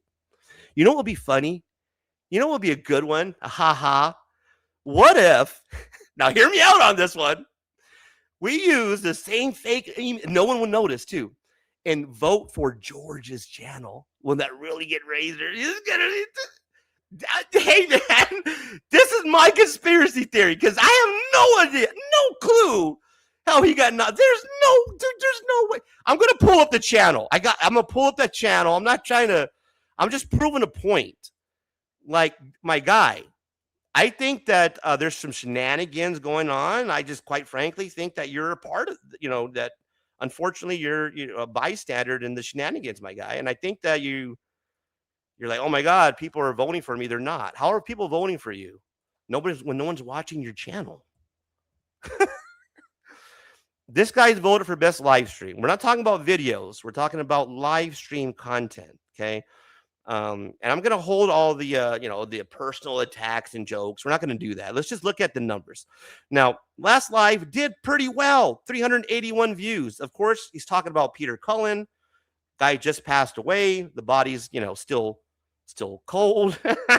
It's still warm, rather. So he's going to get in there and he's going to do his content and make his views. But if you look at his show, which he does at least every night or every other night, last show was DC versus Marvel, New Comic Book Day. Which Lantern are you? The regular type of generic type of comic book content. 78 views. Batman and Robin, first look, 76 views. 48 minutes long.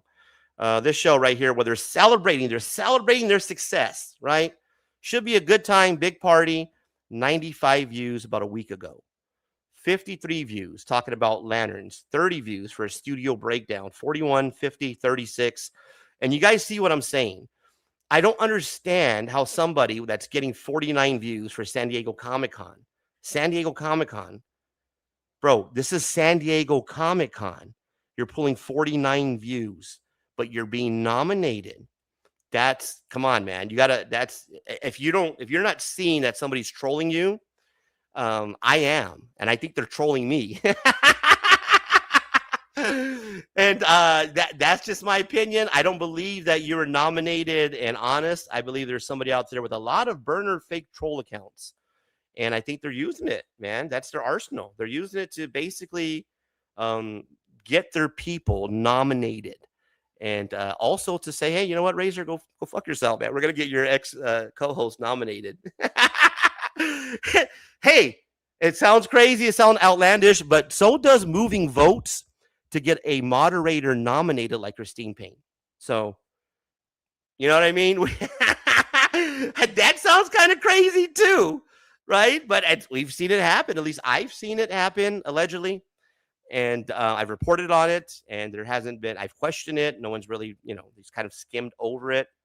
Because we've had some people plugged into the comic community committee who were part of that process a couple years back, who kind of spilled the beans as to what happened with Christina Payne and being nominated for community builder when she was actually, votes were piled up for the moderator category. So, that's my big question, because I've always been this, hey, let me ask the questions. And the last time I went on Brian LCS, it didn't end well.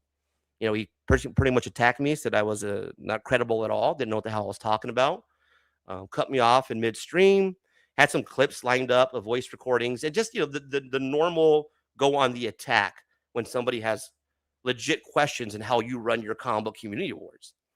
And this last couple of years, once I brought that up, nobody said anything. It was just crickets, guys, that came from that side. And quite frankly, we haven't heard anything else. You haven't heard an update. You've never heard Brian come out and say, yeah, I've heard Razor talk all this shit. And yeah, of course, we're not moving any votes. That never happened. It could be easy as that. Or he can address that those votes really did get moved. And why would you move those votes in the first place? I understand that, hey, we're trying to grow and get other people nominated, but if fair is fair, and this is a fair award process, maybe I'm wrong, because Brian has pointed out to me before, well, you're wrong. Well, point it out again. Let me know where I'm wrong at. And that might help lead to some legitimate to your comic book award show, which we'll pull up now and see if you have any views. So let's take a look. And I'll be honest with you guys, I have not looked at this since the last time we did the breakdown. So let's pull up the Comic Book Community Awards channel, and let's just see what they have done with their viewage. Is that a word? Viewage? So let's do this. We're going to share and pull this up and take a look at the numbers.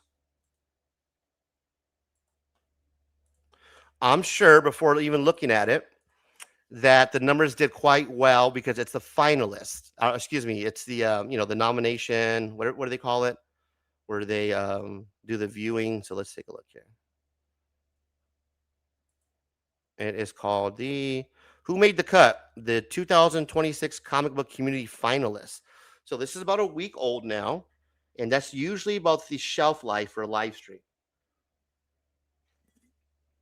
Now, if we take a look here, let's see what the final number was about a week ago. And of course, it's going to grow some more. 564 views for Who Made the Cut for 2026 Comic Book Community Award finalists. 564 views. That's your Comic Book Community Award show. Let me pull it up. Sorry, guys, if you can't see it. My bad. Here we go, Nerdy Geek. I got it pulled up here for you. And if we take a look, here's the number. It's last stream 7 days ago. 564 views. Who Made the Cut? There's your numbers, guys. And I'm not trying to shit on the award show. Again, my problem is with Brian, and I think that's the main problem with everybody, is when you talk to them, when you talk to the content creators who will actually be real and who will actually give you their feedback when it comes to Brian's LCS running and his leadership of the award show, they'll tell you that it's not good. He's not somebody who's friendly, who's approachable. He doesn't take any feedback. He has veto power. Basically, the comic book community, the committee is there just to count the votes and watch him count the votes. There's really no insight or say that they have. It's all ran by him. And given all the feedback and how I destroyed it by the likes of the Cheap Comic Collector Geek and others, and how my wokeness and my my outrage for the racist jokes, how that was destroyed. You think that he would be more inclusive, but rather, from his own words, that he's tightened the reins, that there's no more huge committee.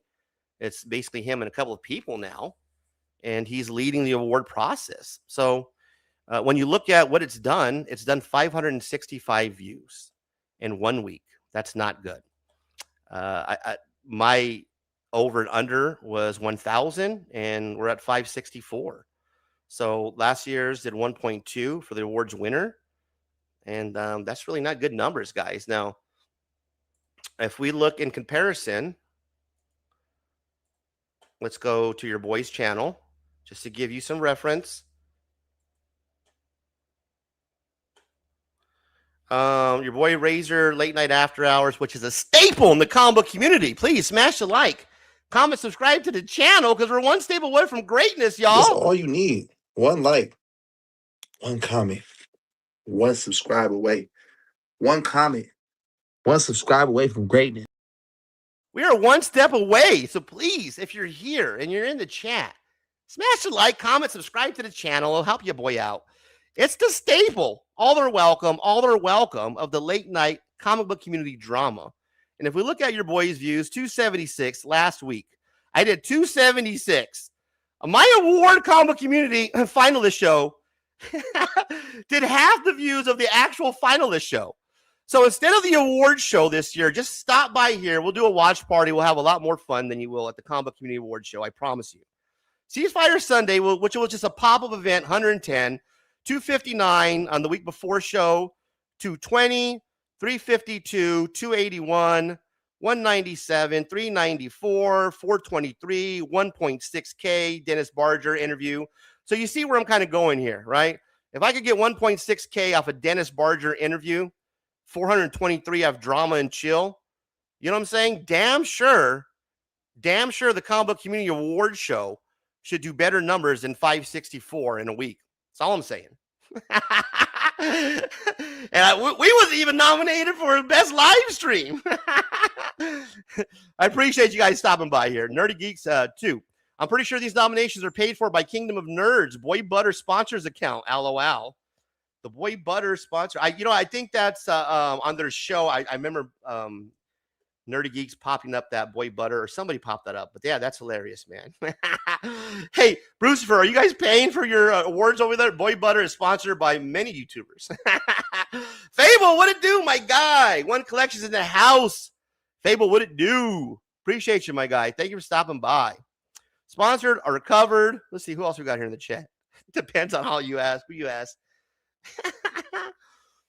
Does that guy pole dance to have all those dollar bills? Good question. Not sure. Butterboy don't work out. He's soft. I love the late night crew, man. It's late night after hours. I'm the host. Razor Comics. All are welcome, guys. What up? Welcome. All are welcome. We're going to get back to the Doom Scroll, but I don't even know where we're at there. We just went off a little. Oh, I was talking to Absolute Geek, my guy Matt, about the awards show and my conspiracy theory, and then we got off into a little rabbit hole, if you will. I apologize, but yes, to end in conclusion, I do believe there's a lot of burner accounts that were created. Somebody is using those burner accounts to get Aussieverse, Immortal Biggie Shack, and the 757 Hustle Show nominated. That's my conspiracy theory. I can't prove it. It's just my theory alone. If you're watching the replay, please comment down below. Let us know what you think. Am I off the chain? Am I a hater? Am I just jealous? Or is there some credibility to tonight's Razor Ant? Nerdy Geek is the official spokesperson. Money is money. That's right, guys. So let's get back to our Doom Scroll. Doom Scroll is what we do at night when we're just chilling like we are now. We're going to hit a bowl. We're going to get back to the Doom Scroll. Good luck, Brucifer, Matt. I hope you guys win, man, because, otherwise it's a sham of a sham. Doom Scroll is back, guys. Let's get into some Insta. I want you, I need you, oh God. Don't take. Is that a star? Bro, I think that's a North Star right there. That's a North Star up there, dude? Kings. Nah, fuck that shit, homie. The Norteño Star, doggy? Hey, homie, where's the Sureño Star at, doggy? No, homie. Elon Musk's rocket up there, doggy. Cuete, doggy. Hey, matter of fact, wait, it's moving. What? Oh, that ain't a fucking North Star. Hey, that's a plane. That's not even north. That's how I was tripping, dude. Oh, shit. Oh, damn, I'm dead, bro. Good luck to all the finalists. Oh, you said that? That's an annual star, doggy? Oh, bro. Doom Scroll. Because I was watching Blood and Blood last night. You're doing too much. Is that a star? Bro, I think that's a North Star right there. That's a North Star up there, dude? Kings. Nah, fuck that shit, homie. The Norteño Star, doggy? Hey, homie, where's the Sureño Star at, doggy? No, homie. Elon Musk's rocket up there, doggy. Cuete, doggy. Hey, matter of fact, wait, it's moving. What? Oh, that ain't a fucking North Star. Hey, that's a plane. That's not even north. That's how I was tripping, dude. That's my fault. Yeah. I'm dead, bro. I got pulled into a shot and smelled like ass and sativa, so I came back here. Norteño, doggy. I'm dead, bro. The Norteño Star, doggy? Hey, homie, where's the Sureño Star at, doggy? No, oh, I'm dead. Elon Musk's rocket up there, doggy. Cuete, doggy. If you have a cute little gay boy in your life, send him this video. Hi, little guy. I love how gay you are. And I love that you're my cute little gay boy. If you have a cute little gay boy in your... Did you know if you do 10 Dumbbell squats. No. Here's a little story about a hyena named Sonia. Met her at a club in the city of Pomona. Took her to the back of my Jefita Toyota. She wanted to get high, so I put her in a coma.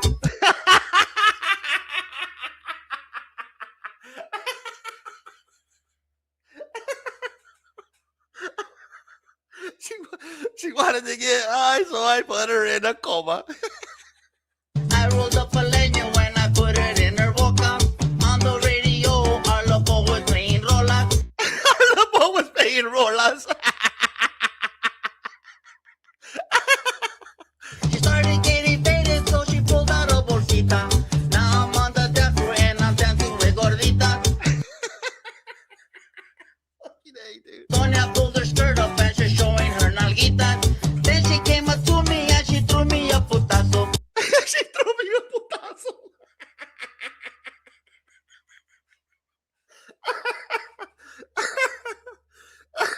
Shit, dude. That shit didn't faze me cause she hit me in the brazo.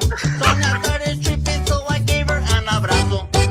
And my homegirl's crazy, and she likes to get fucked up, and she likes smoke yesca, and she likes to coca, and she got about 6 kids. She got 5 baby daddies. Yeah, my homegirl has issues, and she don't give a fuck.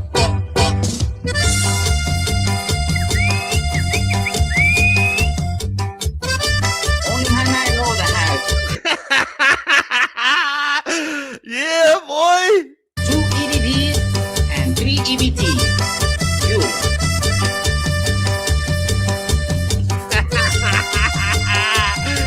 I met this hyena. What it do, guys? It's late night after hours.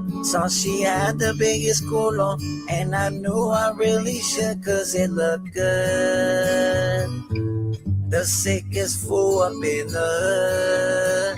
You know what's good. The sickest fool up in the hood. I met this hyena, she was down to do a bit. Cruising on the street in my 6'4", jugging the bitches, slapping the hoes. Went to the park to get the scoop. Knuckleheads down there, cause shooting some poop. A car pulls up. Who can it be?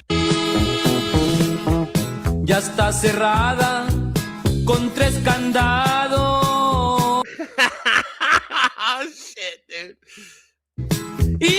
Well, if I was gonna stage a coup in an upcoming election, Watch out for Tackett, the Hitman.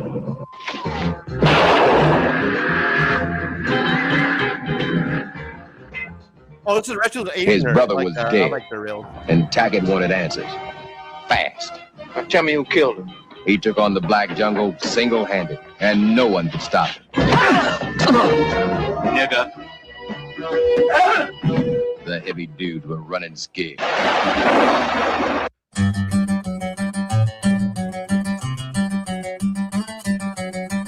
You guys, I'm so sickly! Scotty doesn't know that Fiona and me do it in my van every Sunday.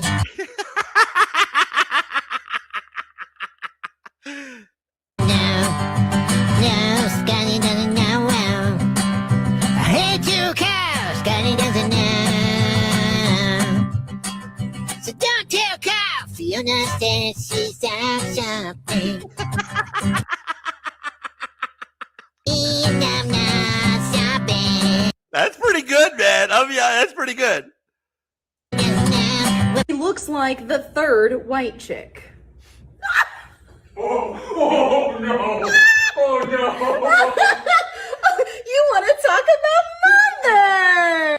I know about 5 thick news anchors. She's 3 of them. She's thicker than zoo glass. Thicker than train smoke. Built for breeding. Tonight at 5. Brissasaurus over here with guns big enough to stop the next meteor. Guys, when did Sabrina Carpenter eat Sabrina Carpenter? Sources tell us she power slapped thick. Cringe, loud. Chinga soup. Pull up with the rooftop missing and I got it like chinga soup. Heard you got a man, girl, fuck that. Hey, wait, la neta, tell your homies to keep pushing, bro. Tell your homies to keep pushing. I know times get hard. I know sometimes we. Hey, fool, what's the quote of the day? If the homie doesn't let you play with his pito, man, es porque lo tienes chiquito. Hey, fool, what's the quote of the day? All right, number 9 is called twist. Well, there's a lot of different twists that you can do from popping to hip hop, but I'm going to show you my favorite one that I used to do back then when I first started learning popping, and I learned it from Mr. Wiggles. All right, so this is how you prep for it. If you know your toe pivots and your heel pivots, which I'm going to teach in the later videos, you want to step in front. All right, twist with your heel. I didn't know that I was gonna lose on Buffalo. You know that Lila should always go to casino, but I didn't know that I wasn't gonna get a bonus. I was.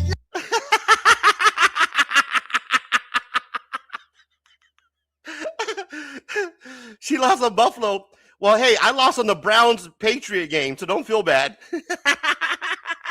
She's a degenerate gambler like I am.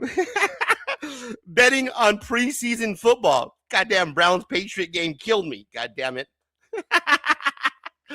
Anybody else get killed on the goddamn Browns-Patriot game?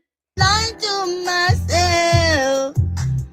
The feeling that I get cause I no longer hear your voice. The machine didn't pay me, didn't even make no noise. Didn't even make no noise. I don't know why I always do it, why I go today, why go? But baby, when I lost a part of me. Buffalo did not pay me. Buffalo did not pay me. Big Pun and Fat Joe said, "Ready for war, Joe. How you wanna blow they spot? I know these dirty cops that'll get us in if we murder." Oh, hey. If lately you been feeling sad or mad, maybe you just been needing a hot dog real bad. That's right. What? You been need a glitzy for chitty. Did you be knowing that you cannot be in bitching when your mouth being full and you busy double fitting? You're not gonna be in caring that you're being kind of lonely. What? Is this a hot dog commercial? What the hell are we watching here? She's not making me want to buy a hot dog. When you being stuff your face with a big juicy corny. Oh, me so corny. But if you're not being Did she just do oh me so corny?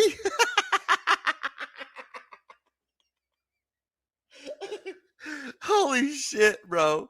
Oh, this is the definition of doom scrolling at the 1 o'clock in the morning. And you watch this commercial, this ad. This reminds me of the old ads back in the 90s, right? You're up late. And you watch it like an old used car salesman, like at 1 o'clock in the morning. Except it's an ad for hot dogs. Eat the meat, that okay. Hot dog can also be in plant-based treats. Did she just pull that up?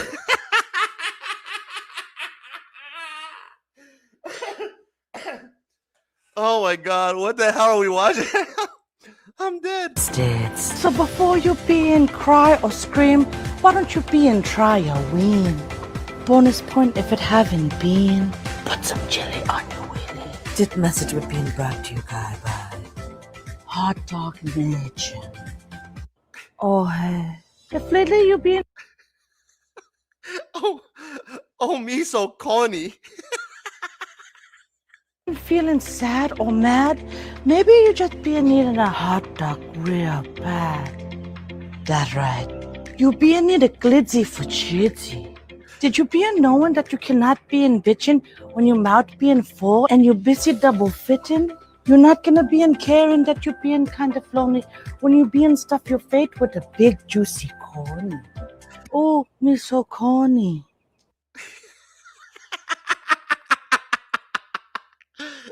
Shit, dude. I'm dead, bro. Waiting for the post office. Oh, I love this guy. This guy has he does what's called vanclas. So he takes Vans, and I guess I've never done this because I've always worn All-Stars, right? I was a Converse guy and Dope Man guy back in my Cholo teenage days. But evidently, the Cholos wear these what's called vanclas, which are chanclas, but they're Vans.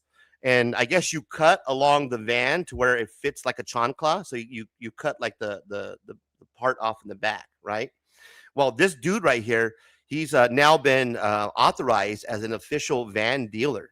And he's a white boy, but grew up in South Los Angeles or in LA, right? And he talks it, he walks it, he's hilarious, but he cuts them for you. He buys the shoes, cuts them, and then you can buy the shoes from him.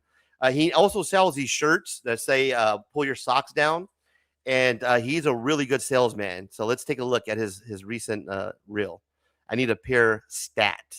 So take a look at the van class. Office to open, shipping out today's Vanclaw. I figured it would be a good time for Tres Leches to tell you why I only mess with Vans and not Converse, folks. First of all, Converse has only been popular when white people ran basketball and when NWA ran the charts. Other than that, Vans has been so relevant and popular that they sponsor music festivals, skate festivals, sponsor every sport that there is, fool. Vans was doing it before Red Bull was doing it, big dog. Come on, fool. Vans has been family owned since day one to this day. Shout out to Steve Van Doren for making me official. Converse failed as a company and sold it. Weird thing is, they sold it to Nike and some Chinese guy overseas. Now Converse is split into two different companies. Everybody does their fulfillment overseas, right? Even me with my merch. All these big companies get them done overseas. But Vans kept their waffle cone design on the bottom of the sole.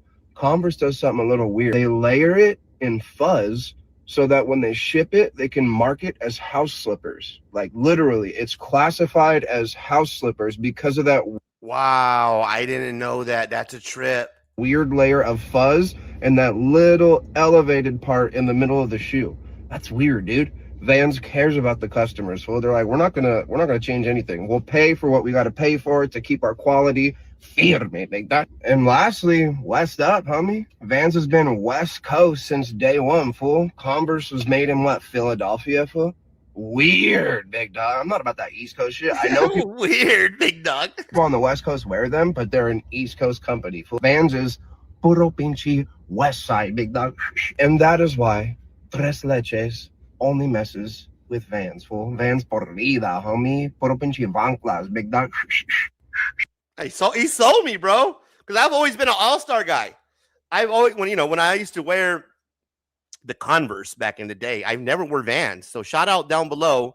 Chat, let me know if you've ever worn. Are you Converse or are you Vans? Because I know we have a lot of Vans people who used to skate back in the day or still wear Vans. Let me know. Vans, Converse. Waiting for. So, back when I used to drink a little too much, I was at the bar and I was talking to this gordita, really cool girl. We were laughing a lot, having some fun. And she goes, oh, Frankie, I'm so embarrassed. I spilled some of my drink on myself. I go, oh, me too. Like, I could relate in this moment. But she goes, hey, Frankie, like after the bar closes, let's go kick it after. I said, oh, shit, right, I'm down, I said, I live with my primo, but I have my own room and everything. And he has his own room, so don't trip. She was like, okay, that's all good, but let's stop at 7-Elevens. And I said, hey, like I have condoms, everything we need to be healthy and safe at the house already. She said, nah, fool, it's not that. She goes, I'm hungry. And I go, oh. So she brought me into her world, man. Because we went, that's when they have all the fresh comida, at 7-Elevens, 2:33 a.m., And we went, bro, she had the little keychain, like the tarjeta, she was a member of 7-Eleven. I was like, I asked her, I said, is this national? She said, yeah, all locations, So I said, dang, like. All locations. Let's go somewhere, So we went, bro, we went to 7-Elevens, we got a discount. So we got pizza, chicken wings, and Slurpees también, We went back to the house, and she was cool, man. She was funny, making me laugh. She had a beautiful smile, just of a bigger size, but she moved good and everything. And but then she changed the music, she slowed it down. Like insinuating she wanted to do sexual things, and I was like, So I got a little nervous. But then, true story, bro, she pulled one of the buffalo wings out of the box. And like I said, we got it fresh, bro. So smoke was still coming off it, She's all waving it around like that. I was like following the smoke, But then we made eye contact through the smoke, bro. I was like, oh shit, And she's all, come here right now, And I was like, what the fuck? But she kept eye contact, She goes, quit being a little bitch and come here. So I said, So I made my approach, you know, like, because I'm not a little bitch like that, you know. And, she goes, take a bite, you know. And I took a bite and the wing was good, man. I said, get down, 7-Elevens, you know, like, it was good, bro. But then she grabbed the back of my head and pushed it into the bone, like, oh, and I was like, oh. But then we started macking, bro, like around the bone, you know, around the carne, you know. We were doing like Lady in the Tramp, but with a buffalo wing, you know. Yo, so I got a package here from my man Rob Markman, which that's a crazy sentence, but he saw me showing some love to Damian Scott in a post a little while back, and he was like, yo, that's like my childhood best friend. Like, I got something for you. Just sit tight. So I've been sitting tight. I've actually been holding on to this for like a week because I wanted y'all to see my genuine reaction. All right. Now, if you don't know who Rob Markman is, No idea. that just means you were not a blog era baby like I was. Now, blog era is like peak hip hop for me. I was in college, so it's like the perfect age for discovering stuff. But Rob was working at like these legacy media outlets like XXL and MTV News. But he's doing it at a time where the blog era is the thing. So he's got, you know, some of the first interviews with Rhapsody, with Kendrick, and stuff like that. And I was eating all that stuff up. So the fact, come on, show the book. Comic stuff is crazy. Oh, this is dope. Okay. So first of all, here's an original sketch from Damian Scott on a backing board, personalized to me, which, again, I've been holding on to this because I wanted to see my genuine reaction. I wanted y'all to see my genuine reaction. Yeah, homie, I wasn't in a good place. I was like, hey, the world's against me. You know, forget everybody. It's a dog-eat-dog world. I say, hey, creeper, that's no way to live, homie. You got to get your mente right and your physical también. So I started to work out, homie. Lo and behold, fools started coming to me in the neighborhood. Hey, creeper, let me get a session. And I said, trip out, you know. So that's when we developed a Cholo Fit Rutina, homie. The first movida is the most important one. That's the Cholo Squat, which a lot of you are familiar with. And people ask me, hey, creeper, why is that the most important one? Because that's when you establish your positions on the planet Earth, homie. You know what I'm saying? You put your left foot like that, right foot like that, like the letter L, homie, for the calculations of it, for the satellites. You know what I'm saying? No, en serio, homie, because there's a chingo de gente, a lot of humans on the planet Earth, but you're the only one with that calculation. You know, Dali's right there, but that's her pedo. You know, this is mine right here.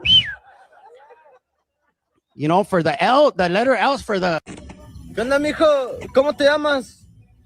What, nigga? Oh, you no speak Spanish, motherfucker? No. Oh, you wanna drink it with me? You wanna pistear? Fuck is pistear. I'm gonna show you. You drink it tonight like Mexican, okay? Drink that shit. Oh, eso, hijo de la pinche choco. Desde que estábamos no traía ganas de Esa fajito, bro. Mira. That looks good. Bandera mexicana la que traigo mis raíces. Saben que en el trabajo nos rajamos, somos firmes. Pura calidad cargamos para hacer los brindes. Top 5 Mexican music of all time. Before y'all come crazy in the comments and be like, you don't know what you're talking about, you're not even Mexican. These are my top 5. Number 1, we got Hechiceros Band. The difference between a torta and a pan dulce. Look, a torta is the one of them mean fat bitches. The ones that be rude to everybody. The ones that think they all that. But a pan dulce is the one that is humble. She knows she chunky. She pretty. She nice to people. You deserve the name pan dulce. Now, if you a scandalous ass, big ass, bitty, big back ass McDonald's, big back ass fucking huge, and you're mean, bitch, pick a battle. Pick a motherfucking battle. You can't be big and mean. USAA. Oh, this is dope. Leap Slayer presents Ariel Diaz, number 24, Absolute Batman. That's sick. Two-step verification, but you knew the trap. Said I need That's pretty space, but your sick. timeline's packed. Our flame died quicker than a birthday snap. Put him up. This girl. First off, fuck your bitch and the clique you claim. Like, she's reading Hit 'Em Up by Tupac. So it's some like British actress reading the lyrics from Tupac's Hit 'Em Up. West Side, when we ride, come equipped with game. You claim to be a player, but I fucked your wife. We bust on bad boys. Fucked for life. Plus, Puffy trying to see me. Weak hearts I rip. Biggie Smalls and Junior Mafia is some mark-ass bitches. We keep on coming while we're running for your jewels. Steady gunning, keep on busting at them fools. Keep on busting at them fools. You know the rules. What would Eeyore say to Optimus Prime? And what would Optimus Prime say back? Hello, Optimus. Hello, Eeyore.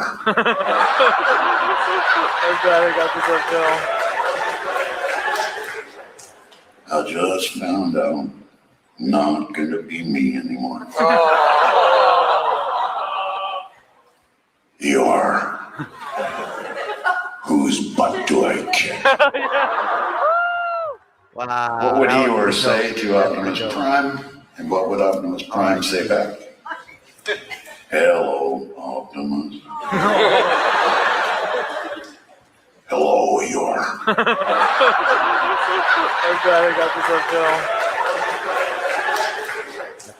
I just found out not gonna be me anymore. Eeyore. Whose butt do I kick? That's pretty dope. She was just 15, Mexican-American, from San Diego, and she wrote a love song that climbed to number... I always confused their masks. I never understood why the Ninja Turtles had masks. That never made sense to me. What was the point of that? Like, who's gonna be like, hey, who was that guy that was just here? Did anyone get a good look at that man that was here earlier? If I had to hazard a guess, I'd say maybe one of the 4 mutant turtle men that have been running this. But I can't be sure. He had a mask on, so I don't know. It's crazy that those movies are still coming out. The Ninja Turtles movie? That's wild. That they're just like getting away with the Splinter voice still. You know what I mean? Like they're Now, here's a little story I got to tell about Texas Chainsaw Massacre Part 2. Yeah, it's pretty good. It's kind of creepy. Not one of my favorite horror movies. Chicken at the damn gas station, he was selling okra. Yeah. They should have called it Kentucky Fried Okra. Did y'all know Colonel Sanders didn't even sell chicken at the damn gas station? He was selling okra. Yeah. Nigga, we all broke. Ain't nobody got money. I also became Mexican at the age of 8 years old. It's true.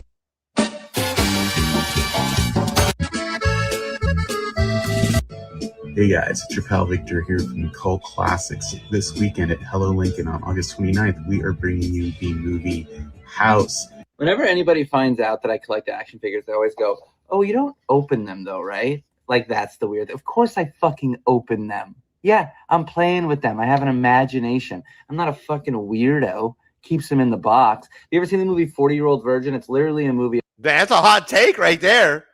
I play with mine. I pull mine out the box.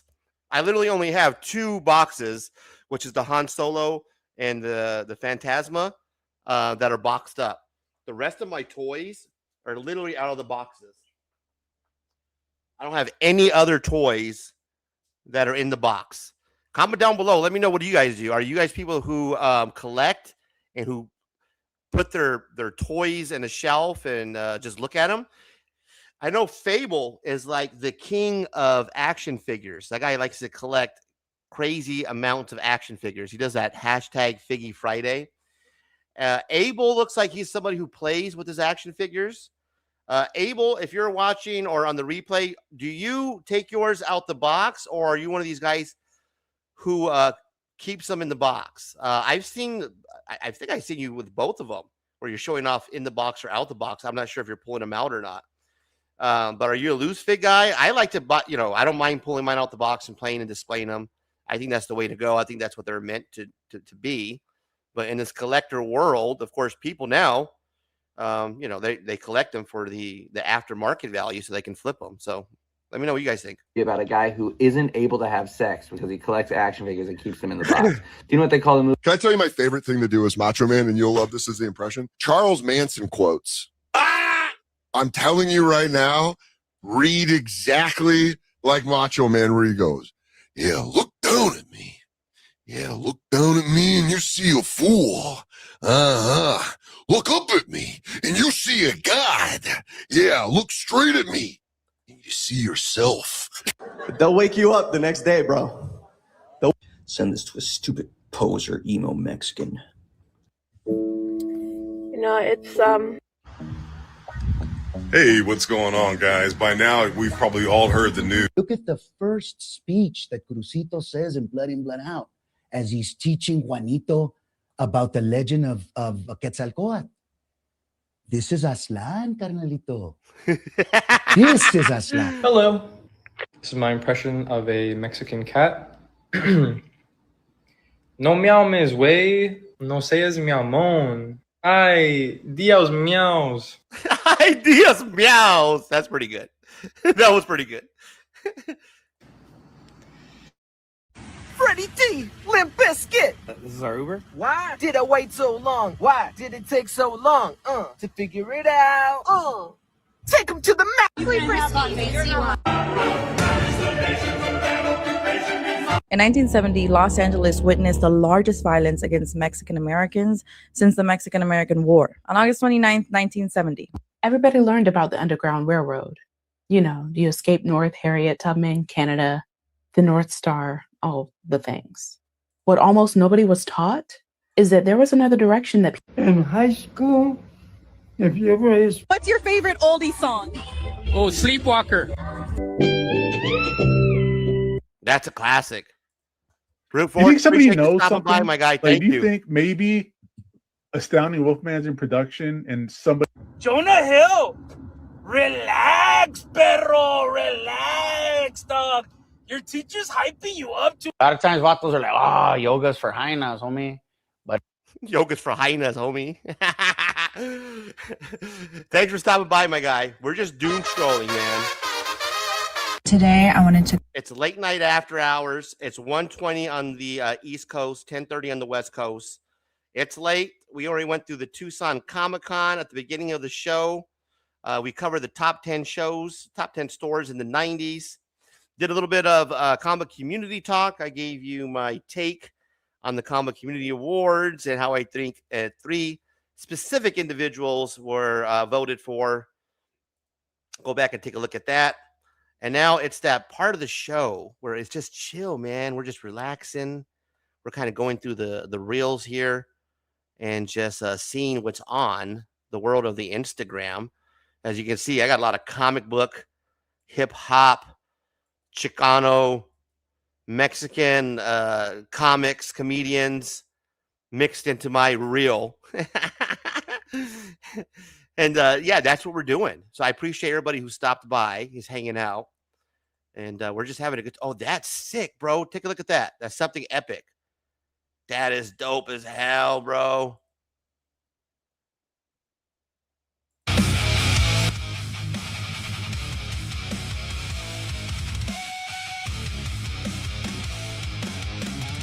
Oh. I'm not as bad as they think I could get. That's sick. Take a look at that. I want my mind back to borderline. Watch me bathe in the beat, yes, I bask in the rhythm. I rinse off energy with every simile I'm spitting. Get up and escape, Henry. Oh, that's the was it Pachuco or what's it called?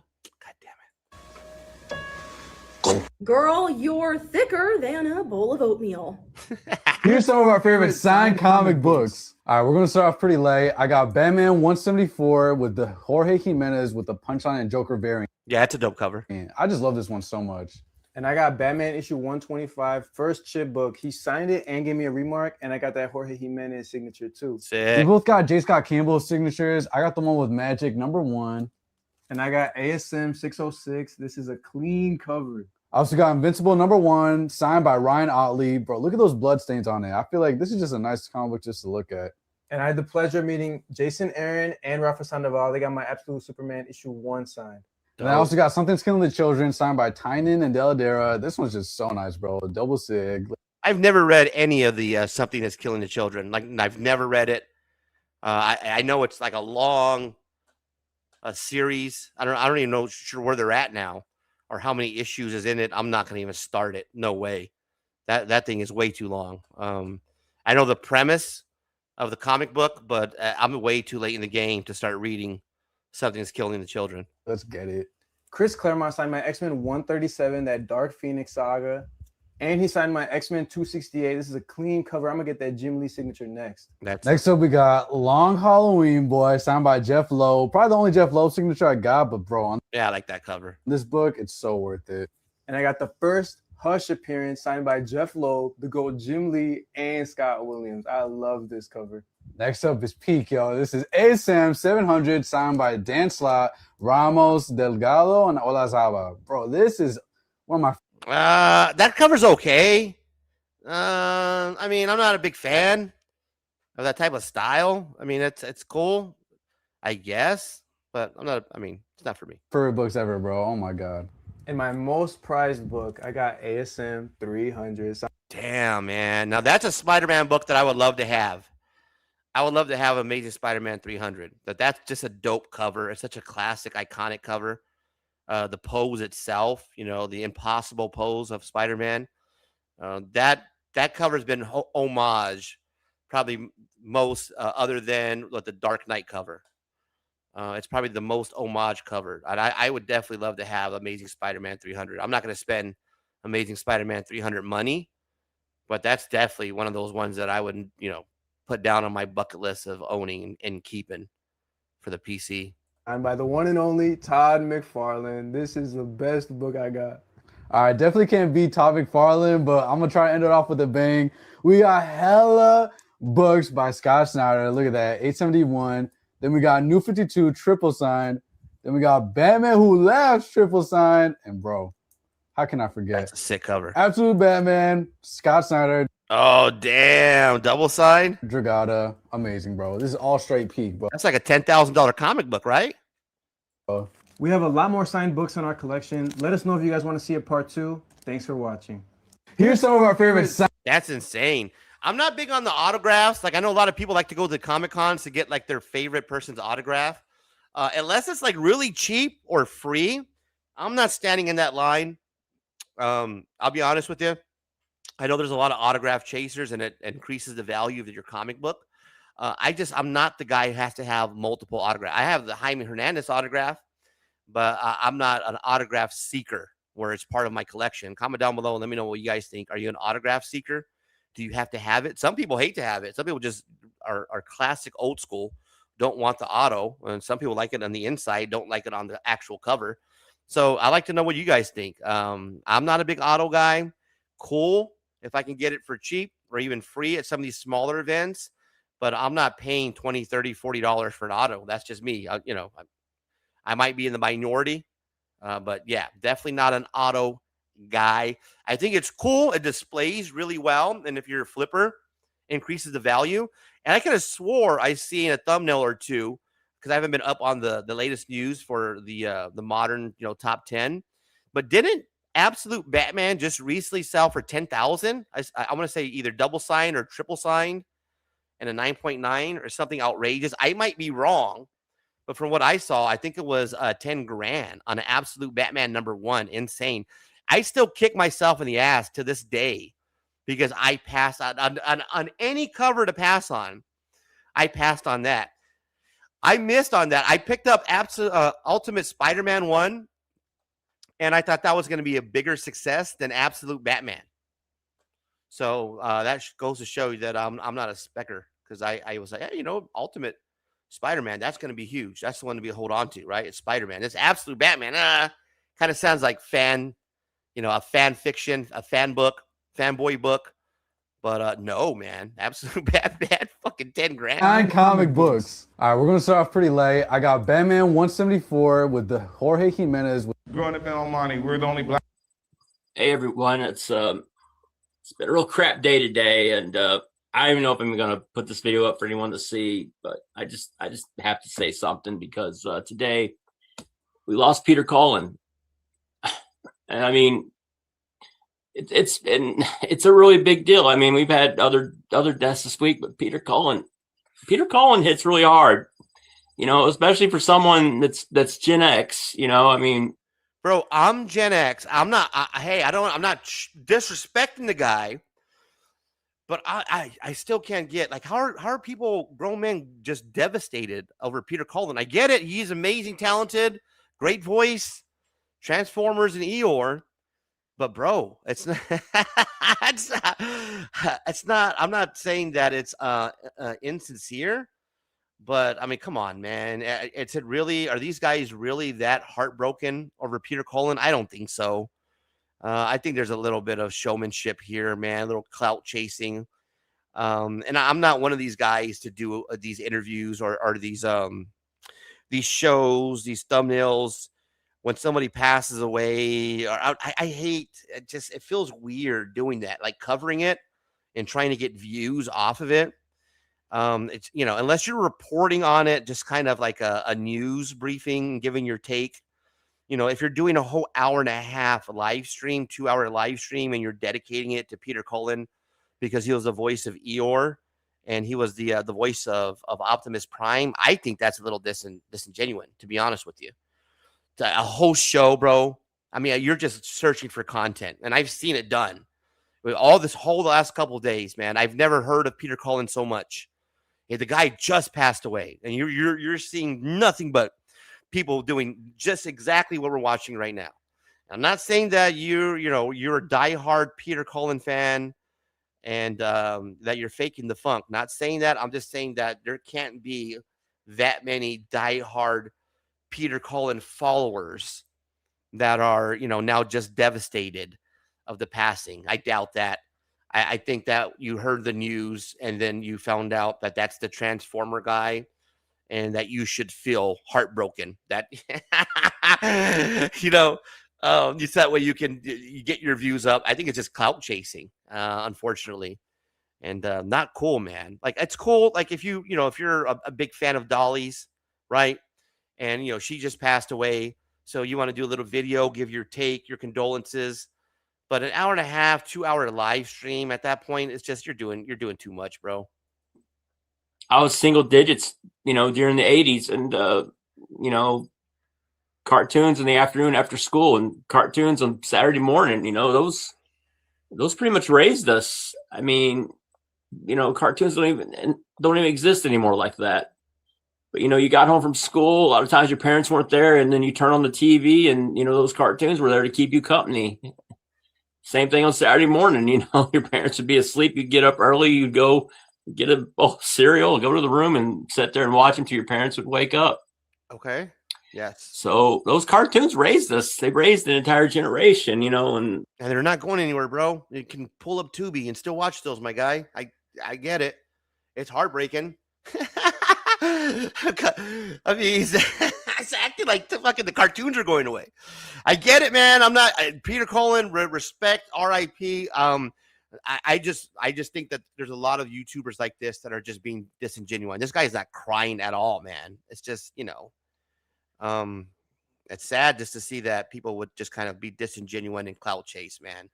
Not saying that this guy's doing it. It's just my opinion. I'm seeing a lot of it happening, and I've seen it before. People like Peter and others. We've been going a long time, Stab. I can just sit up tonight. Oh, this is dope. So this is a Sinner's haunted house. That's a pretty good idea, right? For a haunted house theme, Sinners. Open up next weekend. For the vampire movie. Oh my God.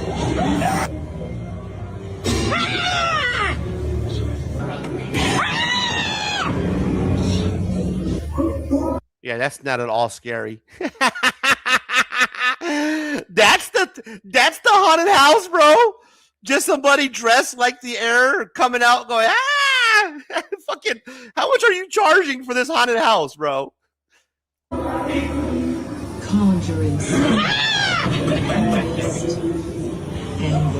Was that bottles of water sitting there on the table? Oh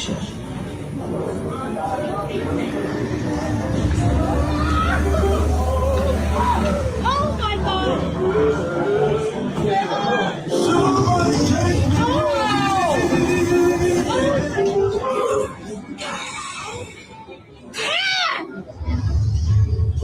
This is the weakest haunted house ever, bro.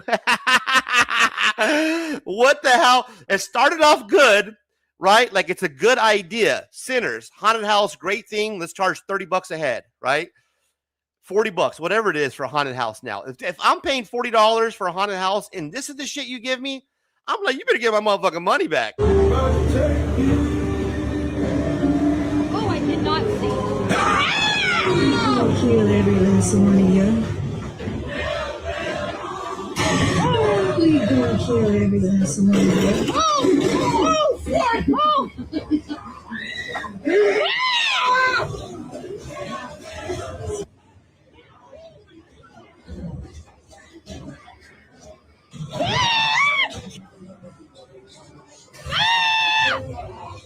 Man, this is bad, guys. This is what is this? Real Nick and Dash. Spoiler warning. Let's go inside the Sinners Haunted House at Halloween Horror Nights Orlando. Holy shit. Let's see what the comments are. I think you got every scare. I feel like we just saw the whole house and walkthrough. I literally be terrified. Your scream had me giggling. Yeah, this looks so spooky. No, this looks horrible. Did you know the most trusted Mexican-American journalist was killed by police here in Los Angeles? On the same day. So now that we're a certified Vans retailer and affiliate, blessed by Steve Van Dorn himself, I really had to lock things in. So I'm going to update you guys with a few changes. That's the jam right there, guys. There's been many of nights that I've got had a few, and at the end of the night, this is a song that you put on before you call it a night, and the fires burn out.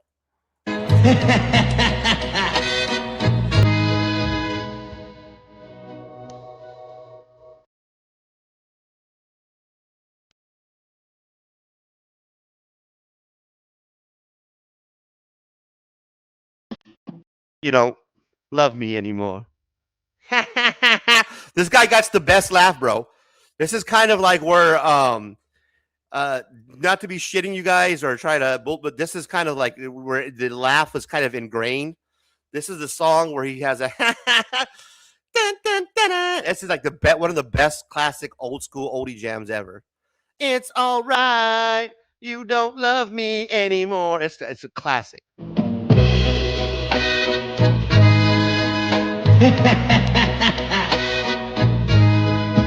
It's all right.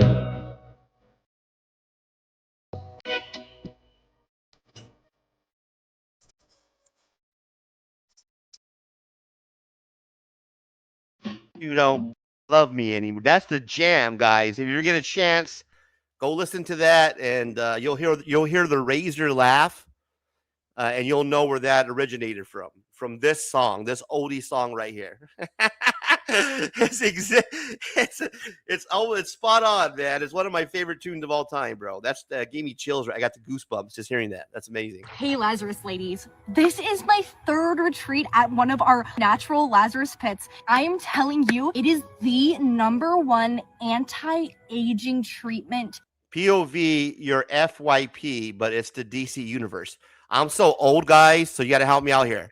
So POV is what? Point of view, and then your FYP. So what does that mean? For your protection?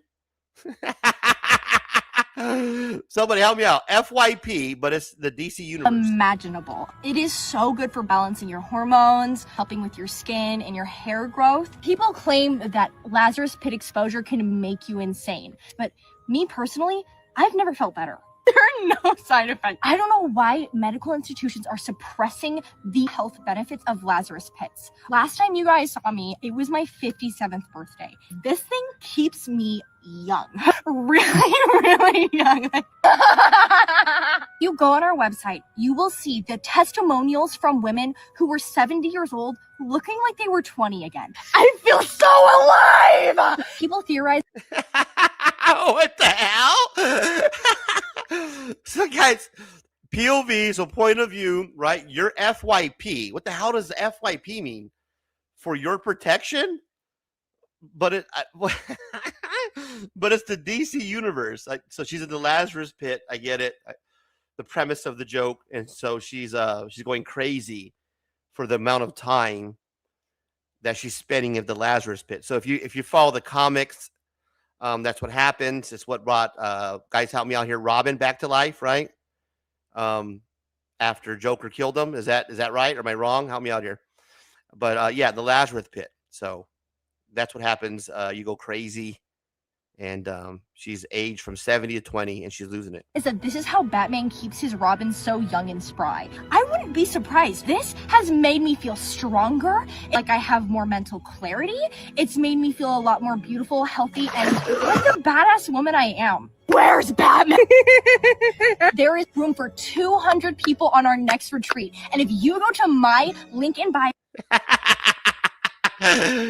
pay the fee. Found some video games at the thrift store.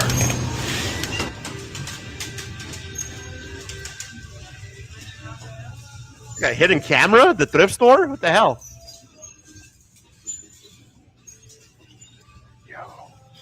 Look at what I found. Oh yeah.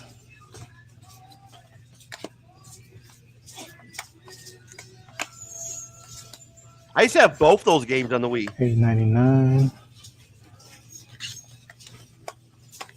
We had all those games on the Wii.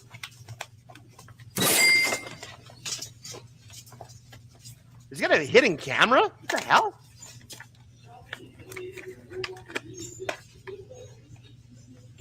The Price is Right. I remember that one on the Wii.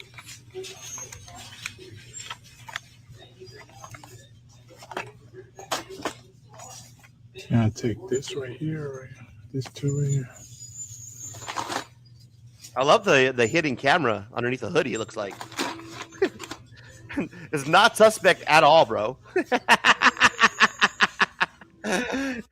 Not suspect in the least. And it's CapCut. Video games at the thrift store. Wake up, wake up, wake up. It's the first of the month, so get up, get up, get up. Wake up. And taking my See you later, man. See you at the crossroads. Bro, See you what at the crossroads. We live in a cul-de-sac. Hey, what should I bring with me? Better bring that weapon and step and bring on that ammunition. Why would I bring Bring on that weapon. That's that weapon. Bring that ammunition. weapons? Why are you sad? And I miss my Uncle Charles, y'all, and he shouldn't be gone in front of his home, but the little boot was wrong. You don't even have. I'll be honest with you. I don't know half those lyrics to the goddamn Bone Thug song, but you can pretty much plug anything in and it sounds good, just like he's doing. Oh shit, dude. What Uncle Charlie? Hold on, gotta stay strong. And we pray every day, every day, every day. Bro, you're every agnostic. day, every Tell me exactly. Roses are red, violets are blue. Oh, when I shit. hear your name, this is what I think of you. Gay! Roses are Okay. There is an alien among us. Hey, yo. A superior being from a place. If you was on Toonami, you heard. having big boobs and only wearing baggy shirts is like owning beachfront property and keeping the curtains closed. It's gonna get up. It's noon. It's just one of those days when you don't want to wake up. Fred, why'd you put the chips in the fridge? I'ma do things my way. It's my way. My way or the highway. Fred, why'd you eat my cookie?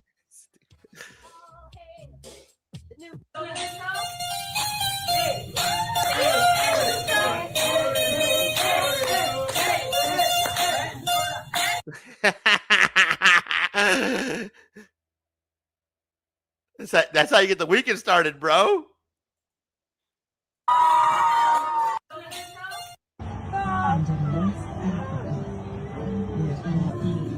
weak ass. Miss Parker, you ready? You first. Let's make a beat. Okay, wait, keep going. That can't be teachers. There's no way those are teachers. You ready? You first. Local comic store haul. Let's get into it. Did some more digging. $1.75 each. I found 4 more copies. X-Men 24, that Rogue Gambit cover. These go for about $20 US each. No-brainer pickup. 2 copies, very fine. $1.75 each. We've got Uncanny X-Men 239, first cover of Mr. Sinister. Yeah. I used to have a couple of those covers too, man. The first, I like that cover. I had a couple of those. One that was a mint condition and one that was a reader. $1.75. $1.75 each. 3 copies of Uncanny 205. This is the issue where Lady Deathstrike gets her mechanical stuff, just specking on the future. 3 copies of Uncanny 234. I think that's a Silvestri cover. 1 direct, 2 newsies, $1.75 each. Such a cool cover. This was an interesting pickup. This was $12. Is this dead spec? I don't know. Cassandra Nova was in Deadpool Wolverine, so we got this, right? But look, no direct on there. That's a newsstand. There we go. There's part 3 of that story. That's a newsstand too. Oh, look at that. First Negasonic Teenage Warhead. Newsstand. That's a pretty... Is newsstand even a big thing, guys? Like I've heard different like takes. Like CMS Comic Vet, my guy did it, and I'm probably butchering this take, but he was telling me something like the newsstands weren't even a big thing back in the day when comic book shops were first, because there wasn't even a lot of comic book shops around. So it wasn't like the value of a newsstand comic book is not something that's more valuable than a non-newsstand. I might be misspeaking here. Help me out here, gurus. But there's this debate of what years that newsstands are actually worth money. Whereas there's a certain period where there wasn't even really comic book shops. So let me know. Comment down below. Newsstands. What's your guys' take? Any big newsstand collectors? Is that something that you guys look for when you're out digging through these bins? Is that something I should look for newsstand copies? Does it even make a difference? Or is it only specific years? Does it make a difference when you're grabbing your newsstands? I don't know, to be honest with you. I'm not a big, I have to have a newsstand because I just don't know what the collectability are, if it's even worth keeping an eye out for them. Is it such a big of a difference if you have a newsstand for one comic for the exact same year, but one's newsstand and one isn't? I don't know. Let me know. Pretty killer pickup for $12. Will Shadow King end up in the MCU with the X-Men coming? I don't know. He's kind of an untapped villain. But when someone says Shadow King, this is the cover that comes to mind. Astonishing X-Men, #1, Keown, 120. That's a dope cover. 25 incentive. These were $3.75 each. For a 125 incentive with Shadow King, yeah, I just snagged them. Long-term hold. $1.75 each. 2 copies of X-Men #5, near mint copies. Second appearance of Omega Red. Jim Comics on Instagram did a post on this one, so I jumped on it. Reborn Ultimate Impact #1. What do you got, Matt? Matt says, yeah, some newsstands go for money, for more money because they... And he cut off right there. God damn it. The most important part, he stops.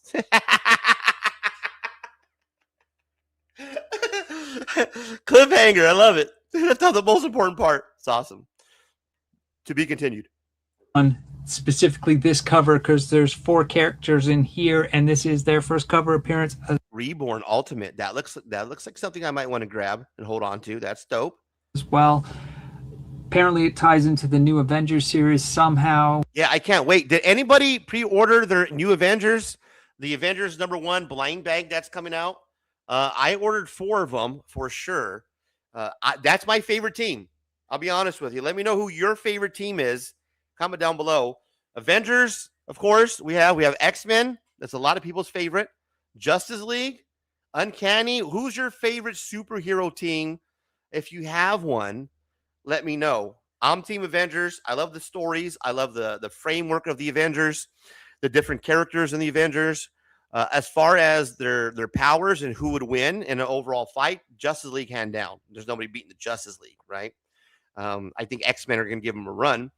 But far as the different type of characters and the mix, Avengers for me, man. Oh, you can go back to even the original Avengers. Who do we have in there? You had Captain America, obviously, right? The Ant-Man, the original Ant-Man, right? The Wasp, right? And I'm trying to name a couple of the original Avengers off the top of my head. I can't think. Help me out here. But those stories are really good. Really artwork. John Buscema, big boy John Buscema on the original Avengers. Really good series. Read those. I love the Avengers. Even those first episodes, those first run. Really good artwork. Really good storytelling. Justice League will be my second. But yeah, man, I'm an Avengers guy, and I'm hyped about these blind bags, bro. Some newsstands go for good money because they're underprinted. So because they're underprinted, all right. Let's see if anybody got any counter argument to the newsstand versus regular, non-newsstand. Blind bags are the bane of my existence. I know you hate them, but you have so many damn videos of them. And I'm the complete opposite, bro. I love blind bags, man. I love blind bags. I think they're probably one of the best things that could have ever happened to New Comic Book Day in the comic book hobby itself are blind bags, period, man. Whether, some blind bags are better than others, of course, that's up for debate. But as far as the attention that is brought to the hobby for collectors and for new readers, new collectors, I think blind bags have done a good job of bringing new people in and getting some eye on the hobby. That's fun. It's fun to get a bunch of bags. And here's how I look at it. When it comes to the blind bags, I look at it like ripping cards. In my world, the cost for a blaster box for Garbage Pail Kids is $40, $30 to $40. Usually it's $40 for a blaster box. For Topps Chrome, SpongeBob, the new Marvel set, the new Star Wars sets that's coming out. If you pre-order those, that's $40 for a blaster box, right? You're going to get about 5-6 packs of cards in there. Okay, of course, you get the hobby boxes. They're probably twice that price, around $70, $80 for the hobby boxes. Those are fun to rip. So the way I look at it when I'm going out and I'm purchasing these blind bags, Matt, is I have no problem spending $20, $30, $40 on blind bags because I look at it as like I'm ripping a pack, like a blaster pack of cards. You're going to get some cool covers. You're going to get something you've never seen before. It's fun. You get to bag and board it. It's similar to like ripping a pack of comics, a pack of cards. So I don't mind the blind bag game. And I don't mind people who spend $20, $30, $40 on, even more. Some people spend hundreds of dollars on blind bags and have fun ripping them. And I don't see a problem with it at all because you have the same people that are spending that same kind of cash on Pokemon boxes, on, Topps Chrome. So it's part of the hobby now. And, one or two just doesn't do it, especially when people like me are used to spending that same type of cash for blaster boxes and for, Chrome. No, until you get triple of the same cover. That's the game. That's the game that we play with the blind bags. You're right. So the difference is that with blind bags in the comic book biz, that there's a good chance, a really good chance that you're going to pull some dupes, right? And when it comes to cards, that's what's good about collecting cards and blaster packs and hobby boxes. Is that more than likely you're going to get something new, unique. You might pull one of one, an auto, a refractor, superfractor. So there's different possibilities. But with blind bags, yeah, you might get, 6 issues of Terminal number 1 out of 7. And they're all the same, same cover. So that happens, bro. I'm fine with blind bags. I have variants only. I don't want to pay for blind bag and end up with a shit-ass A cover. Or a blank cover. No, that's a good rant. Yeah, no, get rid of the A's, get rid of the blanks, because why do that when you could just buy that off the rack? I think the blind bag should be something that you're not getting off the rack. It's kind of shitty when they're like, oh, yeah, but you can get it in space. That shouldn't, the blind bag game should be like, these are not on the rack. These are specifically buying, but you can only get them by buying a blind bag. That's the way that they should go. Right. So that way you can have fun with the blind bags rather than be like, oh, yeah, you could just buy that same cover here. Why spend $9.99 when you could spend, $5.99 or $4.99? That's a pretty killer pickup for $12. When he opens the door for me. What did she say? When he takes me out to dinner. When we go on nice walks together. when he sends me what the fuck? A good morning text when he wears his hat backward. Latino figures you should know. What I'm about to teach you guys might get you in a little bit of trouble, but y'all have been hitting me up in the comments. What's your statement of fact? I'm asking you. Right. You're Mexican or Hispanic and your last name ends in EZ. Like, for example, Hernandez, Martinez, Ramirez, Rodriguez. Those all end with EZ. My Mexican father actually told me, because that man is full of knowledge. He told me that EZ basically stands for hijo de, son of. So if you're Hernandez, you're hijo de Hernan. If you're Rodriguez, you're hijo de Rodrigo. If you're Interesting. Yeah, this is the motherfucking kidnappers and we want the motherfucking money. How much we talking about? You read the damn note? Hey, cut the chit chat and tell them how much we want. That's for the car wash, right? Remember that movie, The Car Wash? The blind bag should not be open order covers. Yeah, I agree. I was born one morning when the sun didn't shine. Dude, I can't wait for Atomic Comics to open up here in Arizona. Atomic Comics, man, Wednesday. Check out Atomic Comics. Grand reopening out in Chandler. That's going to be so much fun. Rob Liefeld is going to be out there next weekend. She's hot. Holy. Hey there, guys. Today we got from Exquisite Corpses, Roscoe Randy. I read the first issue of Rascal Randy. It was all right. I wasn't too impressed. Now I know there's like there's actually Latinos in it. I do believe like the character, the young girl or the boy that was in the comic book, if I can vaguely remember, was Latino. I do believe. So I want to kind of give it another shot and pick up issue 2. Let me know if you guys have read Rascal Randy, where you guys are at.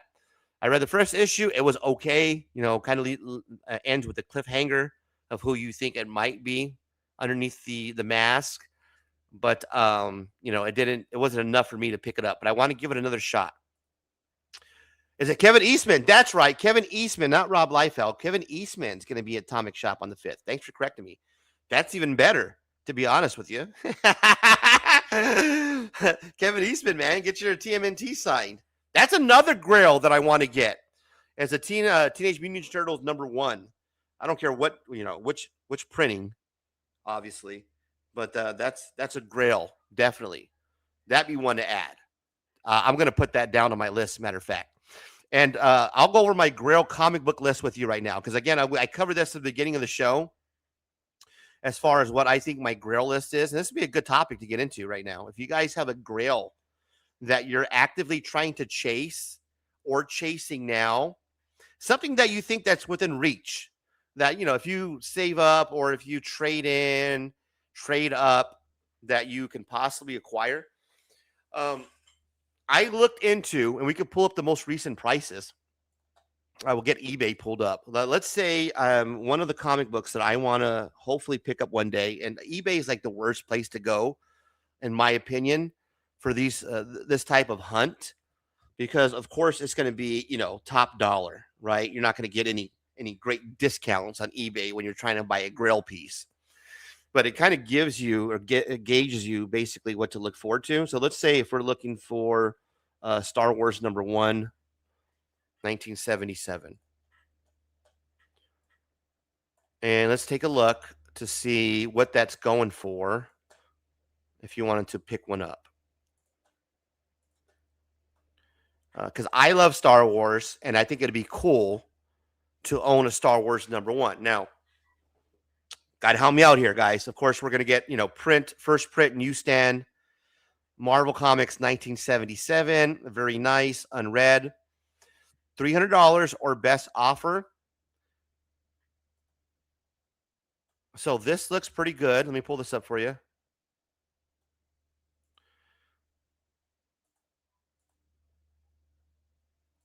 So here we have a Star Wars #1. It's the first print newsstand Marvel Comics 1977. It's labeled as a VF. So that's very fine, right?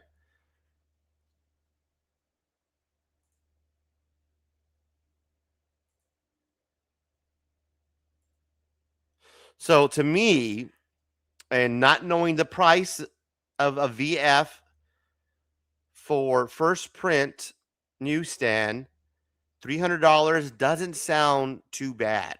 Sounds reasonable. Sounds like something that I could possibly acquire. Now, I'll be honest with you. I don't know if that's too high or too low. So, gurus, help me out here. Matt or anybody who's watching, $300 for a VF.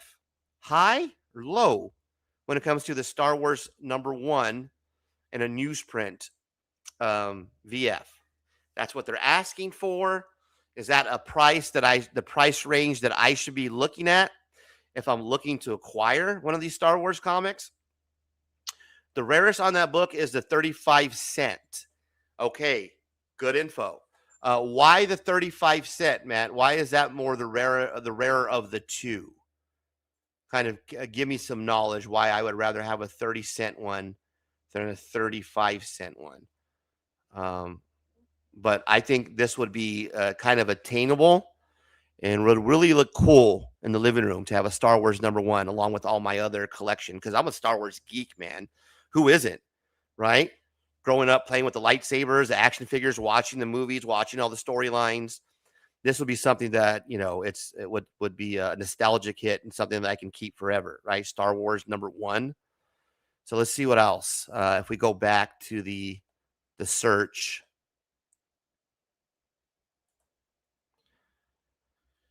Here you have a Star Wars #1 CGC 7.5 white pages. That's a reprint. 1977, 8 available. Sorry, only one left. They really went fast for $290. What's this about? Huh. Oh, he had 8 of these. Check that out. Ain't that crazy? So this guy had Star Wars #1 1977, 8 available. Sorry, only one left. Holy shit. So he came across 8 of these bad boys, threw them on eBay right away and started flipping. $290. So that looks like the going rate, right? About $300. Let's back up again.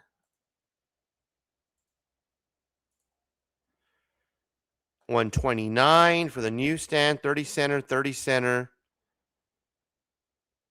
That's a 9.2 for $479, $479 and a 9.2. Another 30 center.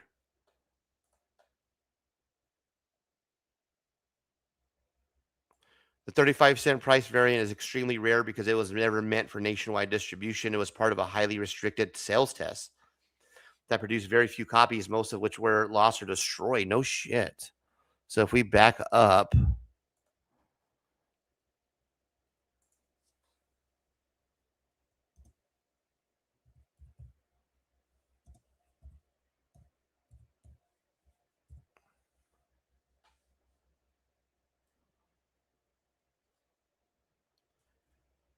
wow, I can't even find one on eBay, my guy.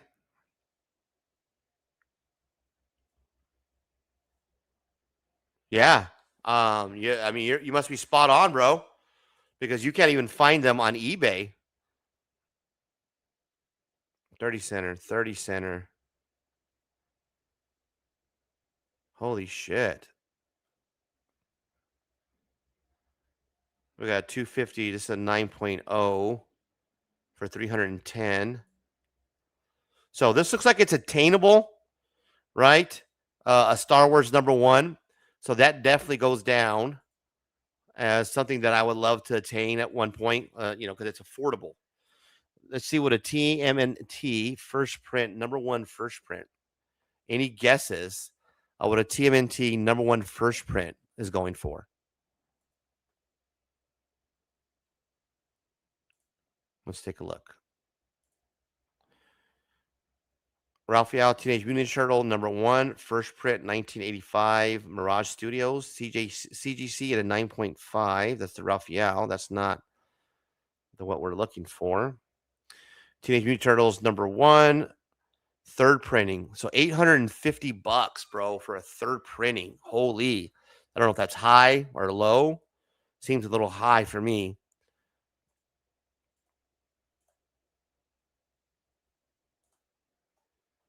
Oh, this would be cool to have.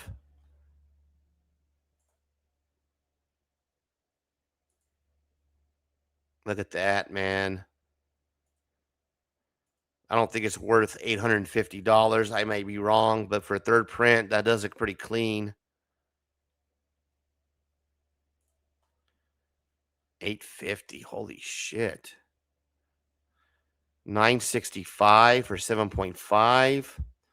$1,200 for 7.5. $850 for 6 printing. Damn. Those prices vary big time. You got the Teenage Mutant Turtles number 2 first printing, 8.5 for $390. So this is not too bad either. I mean, it's, you know, that's affordable. It's within range, right? They just released a facsimile edition on that book on Wednesday. TMNT is number 1 is probably 15K plus. Woohoo! Oh man, just to own even like a third printing. I think that would be cool, man. Just to have that, you know, because the Turtles, bro, right? Turtles, Star Wars. You know what I'm saying? Those are like the main kind of two. Am I missing anything here? It's Turtle, Star Wars. I think G.I. Joe's pretty collectible for that first printing, number 1. But from like the 80s, like those, you know, those staples of growing up watching that type of pop culture nostalgia, those would grail pieces is what I would lean towards. Not so much like the Batman, you know, number whatever, or Spider-Man 300. You know, I wouldn't. That's not so much what I'm looking for as far as a grail piece, because that doesn't really connect with me as far as nostalgia wise. You know, if that makes sense. What connects with me is more of, you know, Star Wars, man, playing with G.I. Joes. For me, so just owning that type of piece of history nostalgia, I think would be really cool. So definitely mark down Star Wars number 1, Teenage Mutant Ninja Turtles, one of the printings, right, the third printing, right? I think that would be cool to own. So those are definitely some of the grail pieces. Definitely one of the grails to own, right? Yeah, definitely, man. Those are one of the like I grew up with those type of toys in my life. So those are the ones that you want to add to your collection. Another one that's kind of, you know, a quirky one, and I don't think I will ever be able to obtain just because of the rarity and the price of it. But this is cool, right? I was always into, and still am, into Mad Magazine. To own the first Mad Magazine, not the comic book version, because that's just way expensive. To own both of them will be awesome if you could, because they're both crazy expensive. The first Mad comic and then the Mad Magazine, that'd be dope, man. That artwork is sick. So that'd be another one of my grail pieces. I can never afford it, you know, but that'd be something I would love to have, man. The first Mad comic, Magazine number 1, that black drop, that's sick, bro. So that's another grail piece. Definitely going to chase. Hopefully, when I'm out at Tucson Comic-Con, I can find some Garbage Pail Kids while I'm out there. You know, first series is what I'm looking for. I want to get a reasonable Atom Bomb number 8, 8A, 8B. Atom Bomb Blasted Billy of the Garbage Pail set. Definitely want an Atom Bomb, man. That's got to be my staple piece. Atom Bomb, of course, Nasty Nick. But the first series of Garbage Pail Kids is definitely a priority. I got to get that collected. You know, those are that for me. Holding Garbage Pail Kids when I come home, like for a lot of people, it's holding your comic books. You know, us nerds, we know what we're talking about, right? When you come home and you sit there with your comic books and you got to hold them and you got to flip through them, and it gives you that nostalgia hit. Like, man, for me, it's 1A is Garbage Pail Kids, and then 2 is comic books. It's like 1A and 1B, right? I love the GPK, man. Just holding those packs in my hand, holding the postcard size, the loose cards. That takes me back like instantly. It's just something about the Garbage Pail Kid cards, the artwork, the different characters, that first elusive first series of trying to collect the atom bombs. That's just, you know, something that's dear to me, man. It really hits home. So let me know what you guys think. Garbage Pail Kids, comic books. Probably asking the wrong crowd here. When I win my comic book community award and become YouTube rich, I'm buying an Amazing Spider-Man 14 first Green Goblin. There you go. Well, congratulations, bro. We hope that you win, man. You know, we're pulling for you here. I'm a big fan. We hope that you win. The award show, I think it's another, a couple months. It takes like 2 or 3 months for the finalists to be revealed. So, yeah, hopefully you got a shot, man. I would say that you got a shot. So keep politicking. Keep doing your thing. Keep putting your videos out. And you should have an honest shot of winning the Comic Community Awards. Good times, man. Late night after hours. I'm the host, Razor Comics. All are welcome. All are welcome. We're just wrapping up. We're winding down. All are welcome. All are welcome. We committed to 3 hours. We fulfilled the 3-hour commitment. We hit you with the Tucson Comic-Con news, hints, tips, tricks for all your joyful and wonderful needs for Tucson Comic-Con. We hope that you have a great time. We had Shelbie Turnbeaugh on earlier, and she really broke it down for us, answered some questions, had a great time. Her favorite superhero character, Wolverine. Interesting fact. So I hope to see you guys there next week, man. It's going to be fun, good times. First part of the show. Then we covered, of course, the top 10 shops in the 90s. When you're shopping at the mall in the 90s, those shops that you would see around you hanging out at the malls, went over that, covered that. Of course, we got into the doom scroll, took a little break, went through the reels, had a little laugh, little good time. I like to do that just to kind of decompress. We lose some people around that time. That's fine. I get it. That's cool. It just gives me some time to kind of clear my head and kind of hang out. And, of course, we give you some comic community news, my take on the votes, what's happening with the award process. I think it's, quite frankly, a sham when it comes to just these fake email accounts. There's really no way around it because it's all just voting through email ballots. And you can't, there's really no way to police that, unfortunately. That's just my theory. It's my conspiracy theory. I'm sticking to it. And I'll be honest with you guys, man. It's not my ego. It's definitely not my ego when I say that I truly believe somebody is trolling me by nominating George in the 757 Hustle Show for the best live stream. It's not ego at all. It's just my take. And I've been pretty spot on in the last couple of years, to be honest with you. That's what happens when you win the award. You become YouTube rich. Number one tip for Tucson Comic-Con is deodorant and mandatory and not optional. Yeah, I remember seeing this commercial, and I think it was AI generated. It wasn't really real, but it made it seem like there was the deodorant, the degree man that was walking around with like degree guns and was just spraying people with degree deodorant. It's like degree man. And he shows up and he's just spraying people. They're just walking around, just hitting them with deodorant. Yeah, we're going to be driving down there, man. Hour and a half over Labor Day weekend. Good thing it's Labor Day weekend and we got Monday off.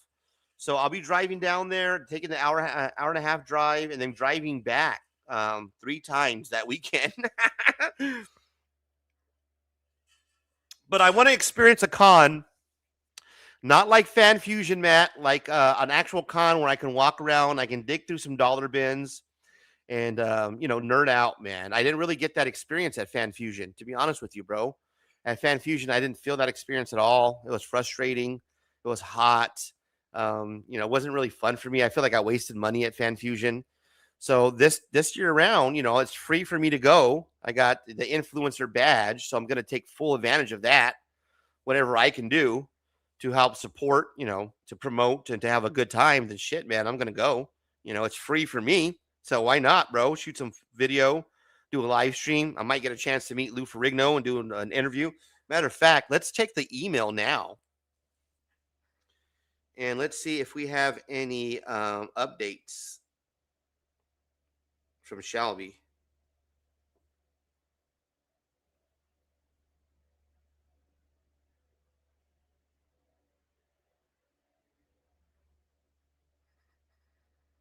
Nope, no updates yet. So, yeah, we're supposed to find out by today. And I asked Shelbie about it, and she said that, unfortunately, that she hasn't confirmed, well, at least with me, for Lou Ferrigno, if he's going to, she hasn't confirmed those times yet for the big guy. So once I find out, I will let you guys know if I've been approved to interview Lou Ferrigno or Barbie from WWE, Brian Polito, John Boy Myers. Who else did I put down? I put down quite a few, but he's the big name that I'm hoping to interview. It'll be cool to interview Brian Polito so I can give him shit about those goddamn blind bags. I know I got a bunch of ideas, man. And I'll be honest, I got nervous around Shelbie. Shelbie made me nervous, man. I'm good thing I had some pre-drawn up interview questions for her. She was really great. She took time out of her day, 30 minutes out of her night to hang out and give us some tips and tricks. Now I know what I got to go get. I got to go get a clear bag. I got my selfie stick. I got about 4 bandanas because I'm going to be sweating. I got 3 black shirts to change out of. So I'm ready to go. I'll definitely take the advice on the deodorant, my guy, and bring my deodorant with me. So I got that. And yeah, let's pull it up before we get out of here.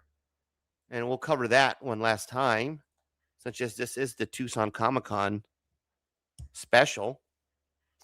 And because they did give me the influencer badge, so let me do my due diligence. Make sure I'm doing my promoting. This is it. This is the link for Tucson Comic-Con. It has been scrolling down all night. We are promoting Tucson Comic-Con. It's the pop culture for all. If you're 12 and under, if your parents get a ticket, you're free. So parents, go out there, get yourself a ticket, take 2 of your favorite kids with you that are 12 and under, and they'll get in free. You'll get to hang out, meet people like Will Shatner. Jim Starlin's going to be there.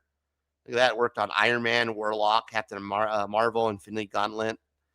And we got Gabriel Hardman, Brian Polito, Jessica Feinberg. You can still get tickets now. Tucson Comic-Con, $78.65 for the weekend. That's not bad. $38 for Friday, $55 Saturday. So I'm basically saving myself $80 because I got it approved for the influencer badge. Plan your visits. The parking that I looked into, I think it's around $20. Yep, there you go, $20. And exhibit space here. So as you can see, it's pretty much just a nice, it's laid out, man. The things to do, after hour events. Hotel Congress, Tucson Comic-Con official after party is going to be going down. Tucson Cobra Arcade Bar in Arizona. Cosplay karaoke at the Crazy Chicken. Oh, Crazy Chicken Comics presents. Shout out to Crazy Chicken Comics. They're actually a wife and husband team up that sell comic books in the Valley. And they don't have a brick and mortar store. They have like an eBay store and a whatnot store. They have a website, of course. And it's crazychickencomics.com. And check them out. They sell new comic book day releases, and they have coupon codes where you can get discounts on comic books. But I met them, and I bought a couple books off them one time at a yard sale that they had. Really good people. So I'm glad that they're going to be involved in Tucson Comic-Con, and they're even sponsoring the cosplay karaoke after party Friday night from 8 to 11. Drink specials, raffles every 30 minutes. Cosplay karaoke for Crazy Chicken Comics Presents. So that's cool, man. Shout out to Crazy Chicken. That's going to be at the Unicorn Zebra Bar. That's 82nd Southstone, Tucson. So that's going to be dope, bro. Tucson Comic-Con, that's coming up next week. I'll be there. Your boy will be hanging out.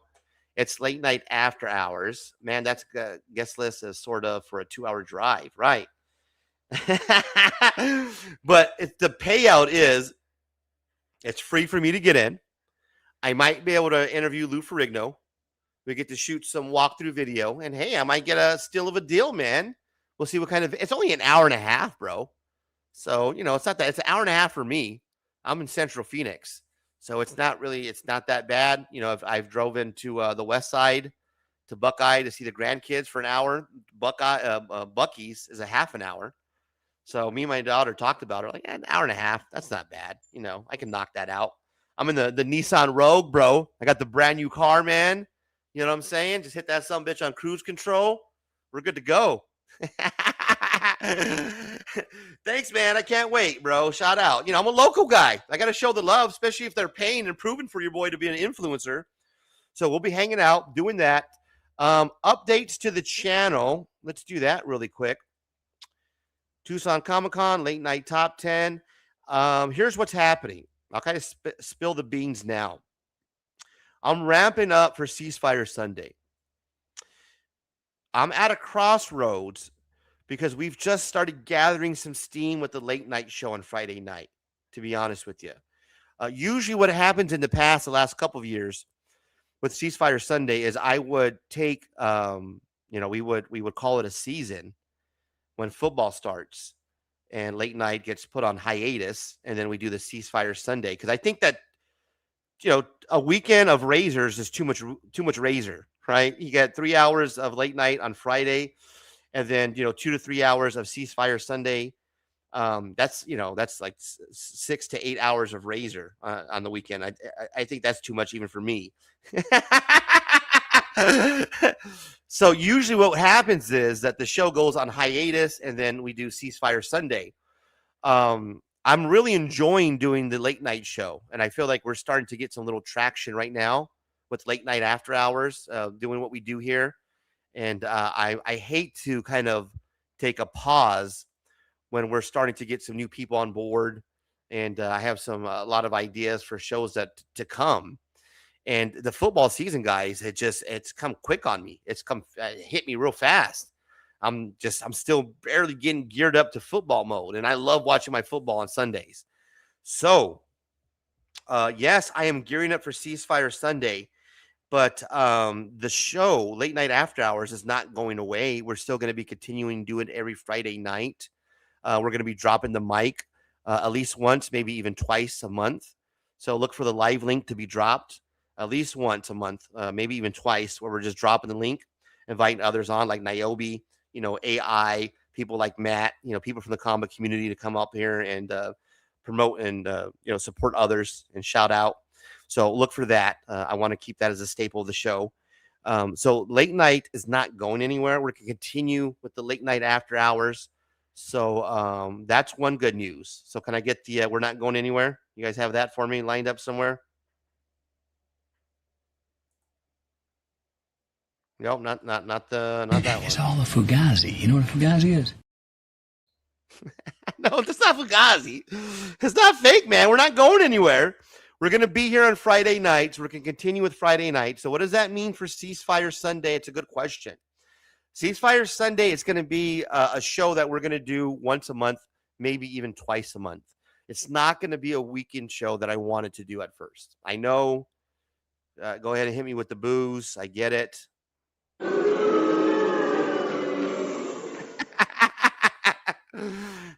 I get it, man. I used to love to do the Ceasefire Sunday every Sunday, but I really enjoy late night. This is my staple, guys. This is my baby right here. I'll be honest with you. I'm being honest. I'm being a little selfish here. This is my baby, man. It's late night after hours. I don't think anybody else does it here in the comic community. When we want to turn up the dial and go full comic book community drama and full razor rant, we turn it up and we get some good views out of it. We want to chill and just nerd out, drop the link and hang out with the homies. We do that. So, there's many facets to the late night show. It's become a staple and I appreciate the support. It's Friday, it's late night, it's after hours. We've been doing it for a couple of years now. And I want to continue to grow the show. I want to continue to bring on more guests, more interviews. Shout out to Splatter Comics on Instagram, another local artist. His name is Splatter Comics.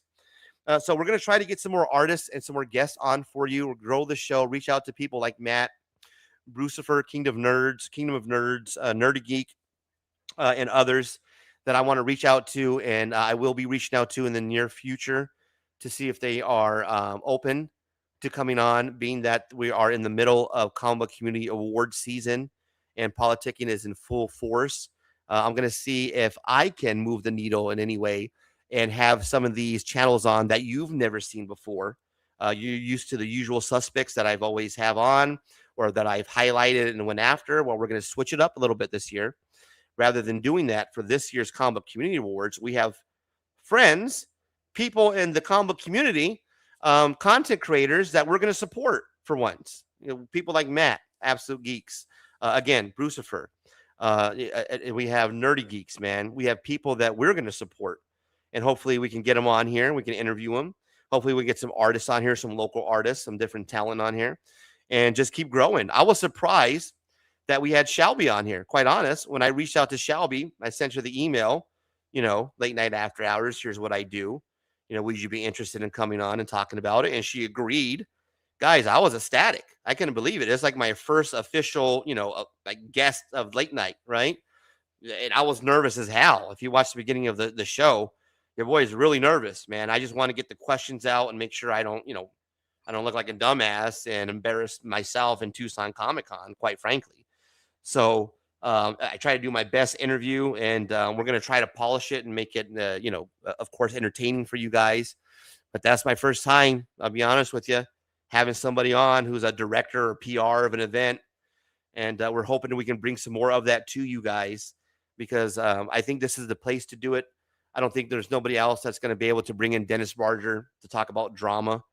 I don't think anybody else has that pulse on what happens in the comic book community, content world, because what we've done here at Razor Comics, and one of my goals was going into this late night comic book community drama reporter, was to turn the comic book content creators, something that, quite frankly, the Comic Community Awards has failed at doing, but turning the content creators into the stars. As the drama that happens between the creators. I think for me, that's what's the story when it comes to YouTube. Not so much what's happening with, the X-Men 97 or the new Blind Bag release. That's all cool and this nerdy stuff. But for me, what's really interesting as a person is just the drama, the dynamics, the different characters, the different personalities, the different people that are making content. Because to sit in front of a camera, you got to be a little bit wacky. You got to be a little bit woohoo, cuckoo, right? There's got to be something that's pulling your strings that gets you going to get in front of a camera, like myself. So I'm drawn to those people, and I think this is the place, the staple, where we can spotlight those people. We can talk about the drama. We can introduce new channels. We can bring them on, give what their take is on certain situations, and I think that this is the place to do it. Now, if you've been following the channel over the last couple of days, we've been dropping some rants. I've been picking up some really good traction, and we're going to continue with that type of style Razor rant. We'll clip something from the show, and then we'll show it later on, and then you're going to get a pre-recorded rant, something that I've noticed over the weekend. That's going to continue to be the staple of the channel, and then you'll see it on Friday late nights where we'll gather and we'll come together as the gurus. So that's the direction of the channel. Ceasefire Sunday, we're going to do that. It's probably only going to be once for sure, maybe twice a month. And that's going to be straight community hangout. So the Ceasefire Sunday, what we'll do is we're going to cover football and comic books, how that will work. 2 to 3 hour show. The first hour, 45 minutes or so, is going to be football, where we're just going to be talking about the news, the scores. I'll come out and give you the Razor scoreboard, give you the scores for the day, give you a couple of the hot topics, and then the link is going to be in the chat. So that way, if anybody wants to join and then show off your comic books, talk about some of the new stuff that's coming out, and show off your haul, then that's what Ceasefire Sunday is going to be there for. Anybody that's new to the show or new to the channel or just want to give their thoughts in a positive way without going into drama, that's what this is going to be for. So it's going to be something a little bit different than late night. It's going to be, of course, on a Sunday after football has been wrapped up. We'll gather, we'll talk about the games, and then we're going to nerd out and we're going to talk about comic books. So it's going to be a mixture of the two. But we're going to do it once or twice a month, and it's going to be for you guys, for the gurus. The link will be in the chat. I really would like you guys to participate, to show up, and to show your comic books. Mainly the show is going to be driven towards you guys to showing off your comic books. I want to be able to drop the link, and then you guys just come up on the stage, on the panel, and show me what you got. To bite my buddy Chris. Show us what you got, man. Let's see what your haul you got, what you're collecting, even if it's cards. That's the idea of football and comic books. It's not going to be like late night where it's Razor up here doing the Razor thing, bringing on some guests. from our circle. It's going to be everybody's invited, and anybody can click on the link if you're willing to show your camera off, right? And we can see your face, and you're all about waving the flag and just showing some comic books, maybe talking about the topic that we're discussing at that point. That's what it's all about. Ceasefire Sunday. That's why it's called Ceasefire Sunday. Just chill, hang out, show your books, man. So that's going to be the theme of the show, the direction of the show. I'm not going to cram it into an hour. Shout out to my buddy Chris, like we did last year. We're going to take the normal 3-hour time for you guys to hang out.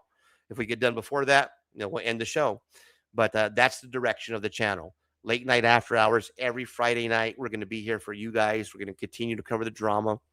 If you notice, we've taken a different spin, a different approach to how we do the rants.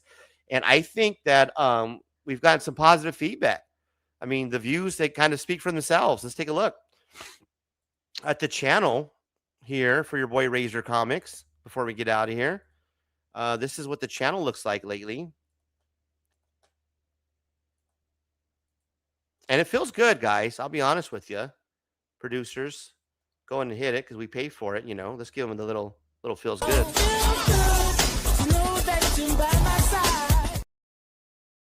Now I'm going to crack a smile, man, because it does feel good. We're back. We're back, man. We haven't got the views on the Razor Rants like this, for a while, right? Look, this Razor Rant did 49 views. So it's been a while, and I've been back in the lab working on what I want to get out. What's the rants? What are we going to do? We got a list I showed you a couple weeks ago that are coming out. And yeah, everything's working to plan, man. The wokeness killed the CBC Awards, which was just a clip of the Comic Collector Geek from a couple years ago, and me of the Late Night Show. And that got 695 views, so 700 views. And then I owe you apology for the Legion of Comics, and Comic Vet got 425 in the last day, bro. So those are Razor Rant, Razor Comic numbers, bro. And I'll be quite frankly, guys, I'm gonna pat myself on the back here.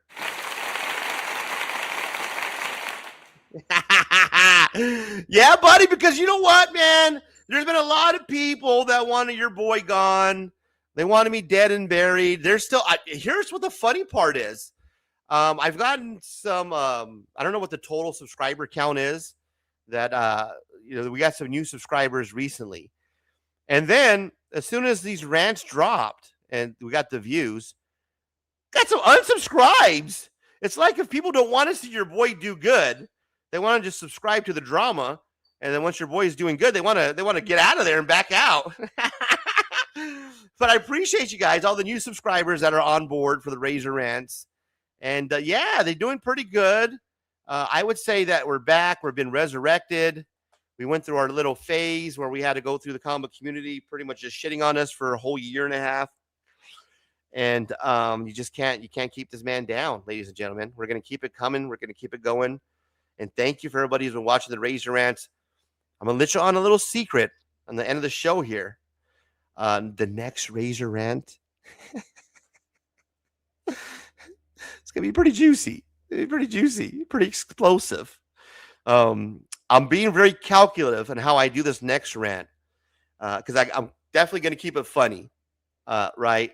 But again, there's that it's hard to tippy-toe that line, man.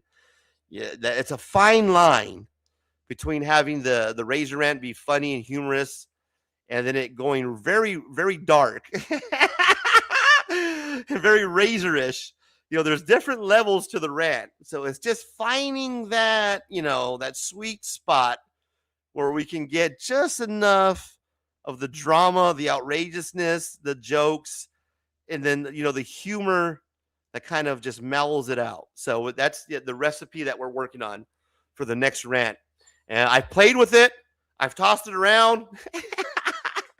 And any way you look at it, it's gonna piss some people off. I cannot deny that the next rant is gonna ruffle some feathers. But man, there's just some things that I have to say that just has to absolutely be covered. that I know that there's a lot of people that are thinking the same shit that I'm thinking, that are watching what's happening, specifically with the Comic Book Community Awards. And they're like, what the hell? How? What? Just some outrageousness in the comic community, especially when it comes to these comic community live streams that I've been watching. I've been watching a lot of them lately. Shout out to Matt, Heroes for Hire. He just witnessed his 800 subscriber. And I almost won that giveaway, by the way. Matt had a giveaway for his 800 subscribers, and he had a fat stack of stick covers that he was giving away. And I swear that giveaway tool stopped on my name for a good 5 seconds, like if I won. And then it automatically switched to the next guy. I forgot who the name was, but I was like, wait a minute. Didn't it just stay paused on my name for 5 seconds and then move? And I could swear I heard a gasp in the room, like, oh, don't let this motherfucker win. Yes. It kept moving. It kept going. If you're a Cardinal fan, you might as well just keep doing seats by Sunday, because that team may be doing nothing worth talking. I'm a Raider fan, bro. Come on, man. It's Raiders, brother. Raider. I know. Hey, listen. Mendoza did not look good this preseason. I'll give you that. But you have to draft him. There's no way that we cannot draft Fernando Mendoza with the first pick. So they had to draft Mendoza. Now, has he looked good? No, he has not looked good. Has Aiden O'Connell looked good? Yeah. But again, it's preseason, guys. Okay? It's just everybody calm down. Yes, we lost to the Niners, one of the best defenses in the league. No, he did not look good. We don't have any wide receivers, for one. Let's be honest. The Raiders don't have any wide receivers. Our offensive line is horrible. Okay? All we have is Brock Bowers as our tight end. All-star tight end, Pro Bowl tight end. Did you guys hear that the Pro Bowl is gone? That there is no more Pro Bowl, by the way, that they've completely, there's no tag football. There's none of that shit. There's no more Pro Bowl. It's gone. Tragedy. But yeah, bro, we're kind of scarred. You know, it's rough to be a quarterback right now for the Raiders. But a good thing is we got a great coach, right? We're going to have some good offensive schemes. I think the play here is to go with Kirk Cousins. Go ahead and start Kirk Cousins. Let our guy Mendoza mature. I think Kubiak even said he needs another 3 games of preseason, so he's not ready at all. So Kirk Cousins gets hurt. O'Connell, and some by chance that our season is shit by game 6, 7, or 8, then you might see Mendoza. But I don't think we're going to see Mendoza this year. To be honest with you, unless it's later on in the season and our season's over with. So I think that's the route they're going to take this year with Kirk Cousins. Man, come on, Razor, leave my people alone. Comic Book Community Awards for life. Was that before or after the Niners owner was trolling at Lot Lizards? Yes. Yes, that's right. Jed York, right? Is it Jed or Jeb York? The owner for the San Francisco 49ers was caught on a prostitution sting somewhere in trailer park trash heaven with, I think, $160 cash on him, looking for a prostitute. Breaking news, ladies and gentlemen. Go ahead and play it.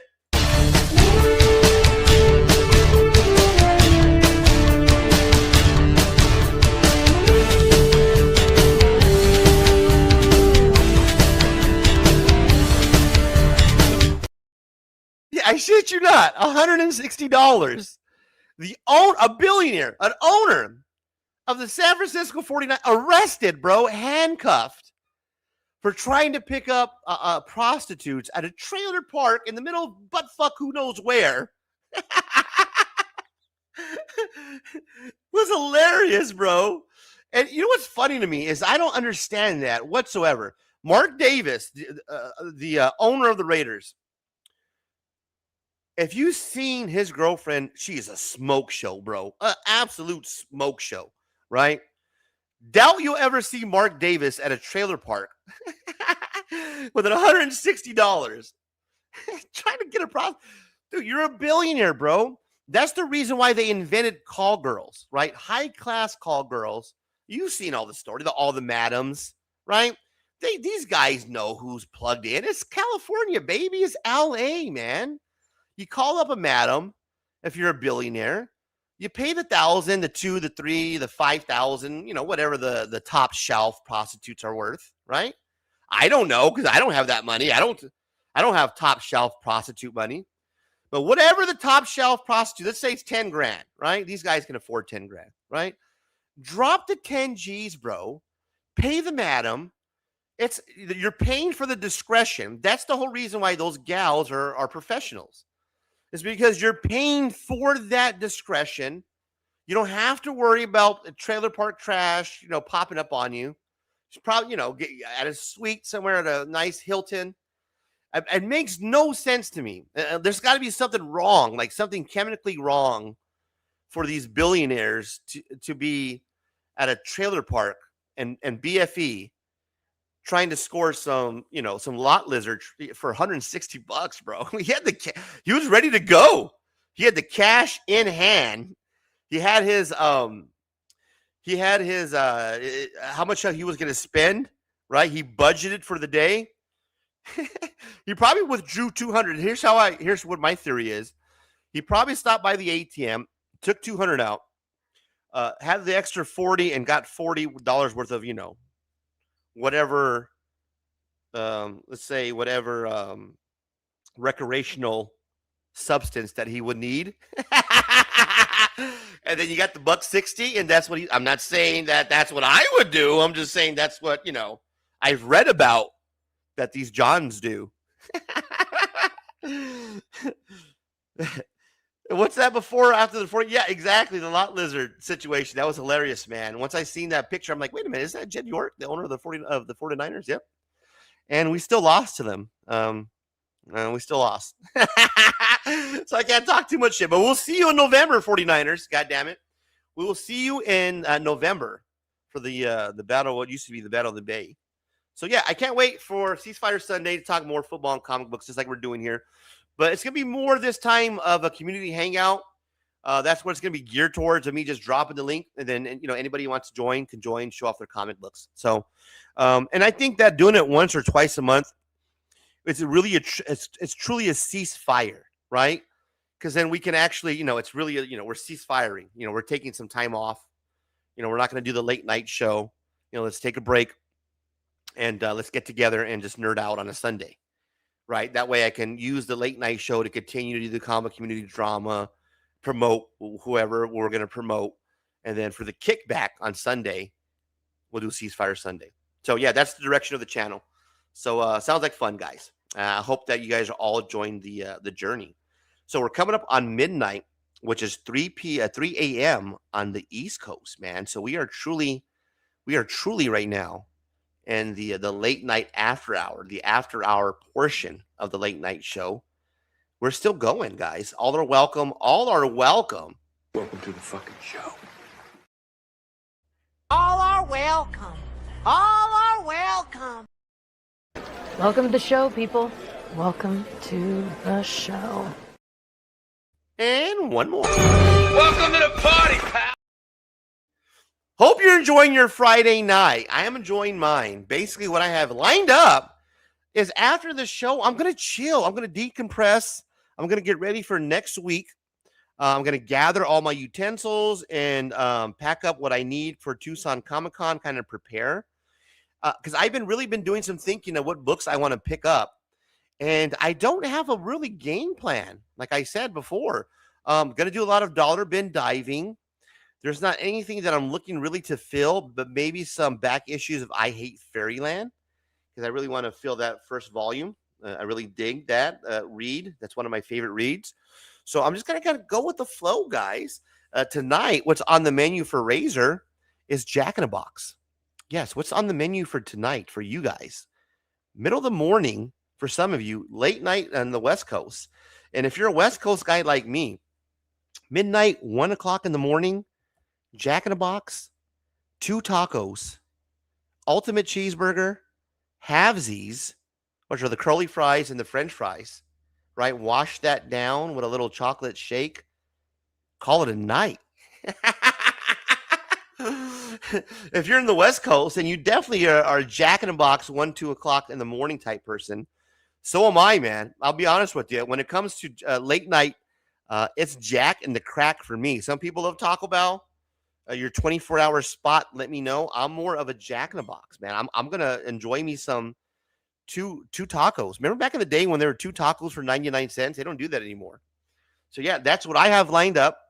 And then tomorrow we're gonna wake up. We're gonna chill. I have a box of Rick and Morty comic books that I picked up a while back. I'm talking about, I would say, about a quarter of a short box, maybe more, of Rick and Morty that I'm just going to sit there and enjoy reading all day tomorrow, bro. Just legit reading Rick and Morty. I've been watching President Curtis. The first 4 episodes are hilarious, bro. If you haven't watched President Curtis on Adult Swim, check it out. It's a spinoff of Rick and Morty. So I'm just going to relax, enjoy my Rick and Morty comic books, kind of ease into my morning, get my day started. And I might even do a pack rip video. I have these Garbage Pail Kid cards. I'm going to grab them real quick. I want to share these with you guys. I'm still kind of nerding out. I got a little bit of coffee in my system.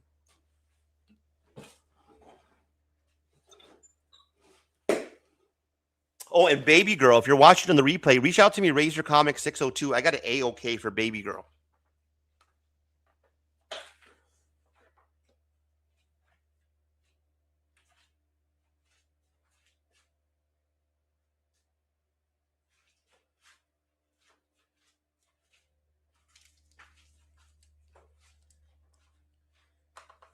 Bro, these have been staring at me for, I would say, about 6 months now since I bought these packs.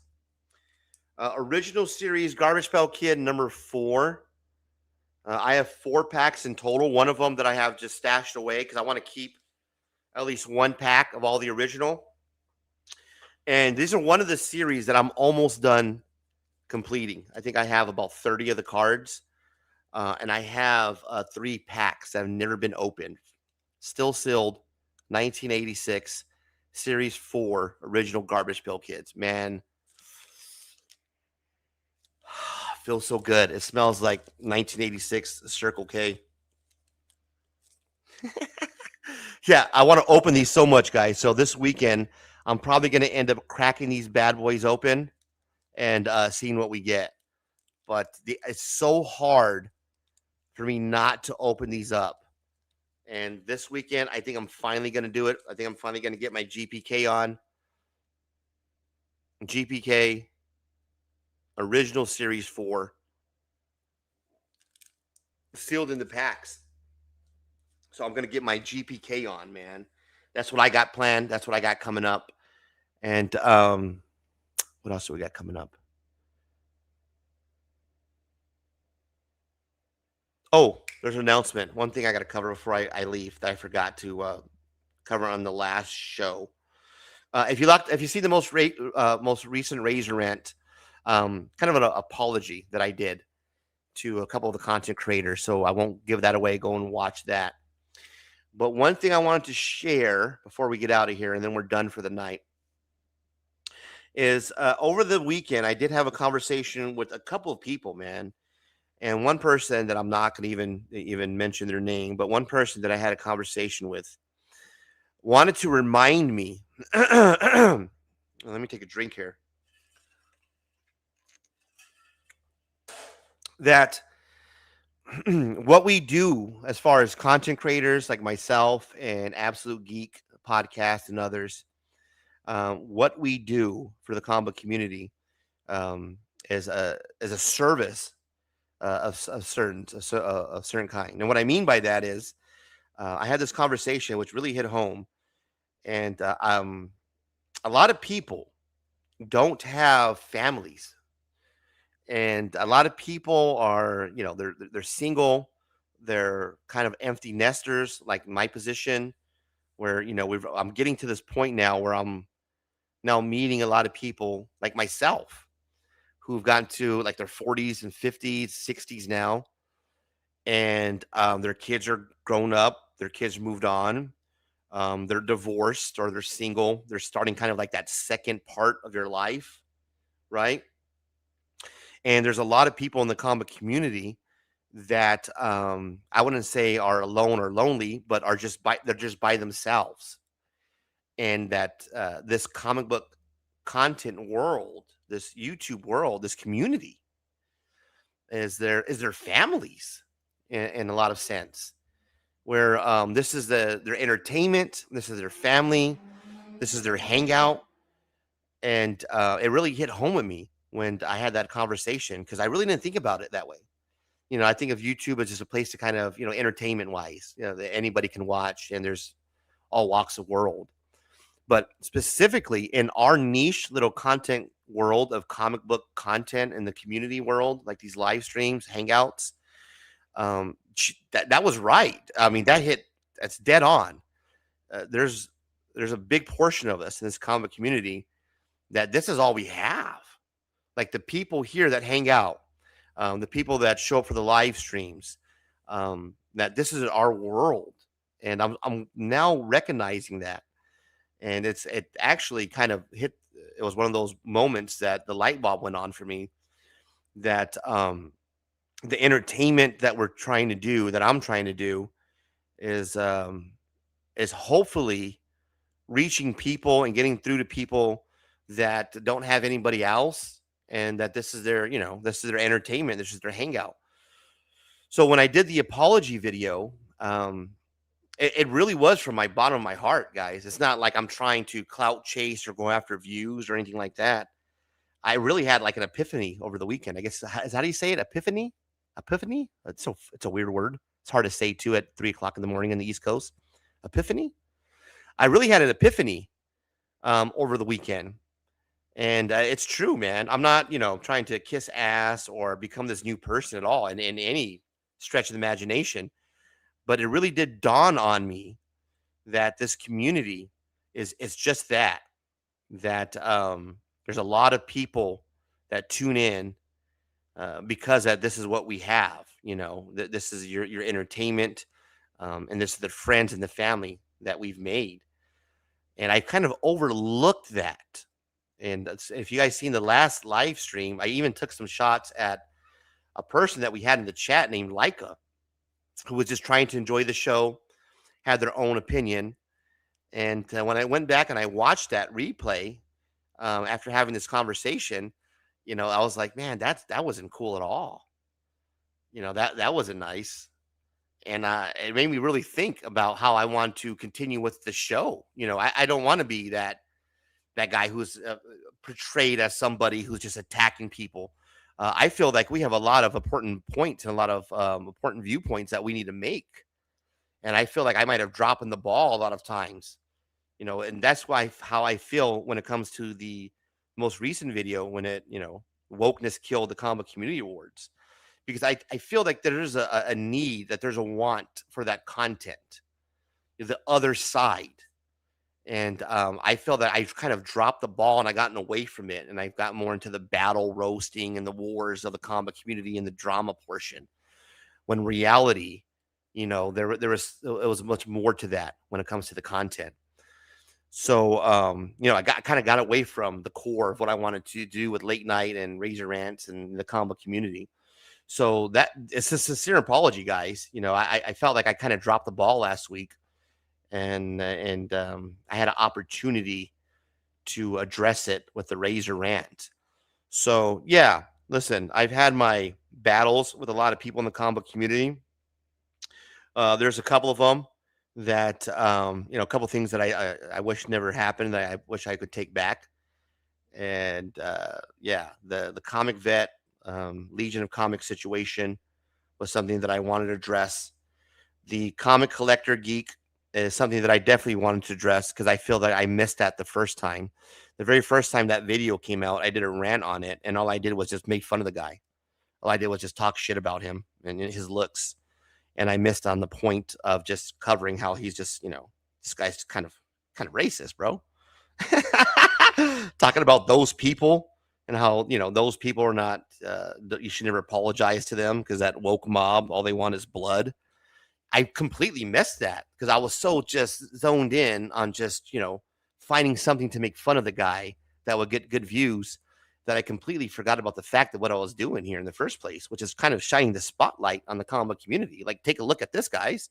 What do you guys think? You know, that's what the Razor Rants were supposed to be at. Let's kind of shed the light. You know, does this look racist? That's not racist. That's just accurate. Right? Or is it just accurate? And when I seen that video and I went back to go watch that, I was like, man, I missed this. This was huge.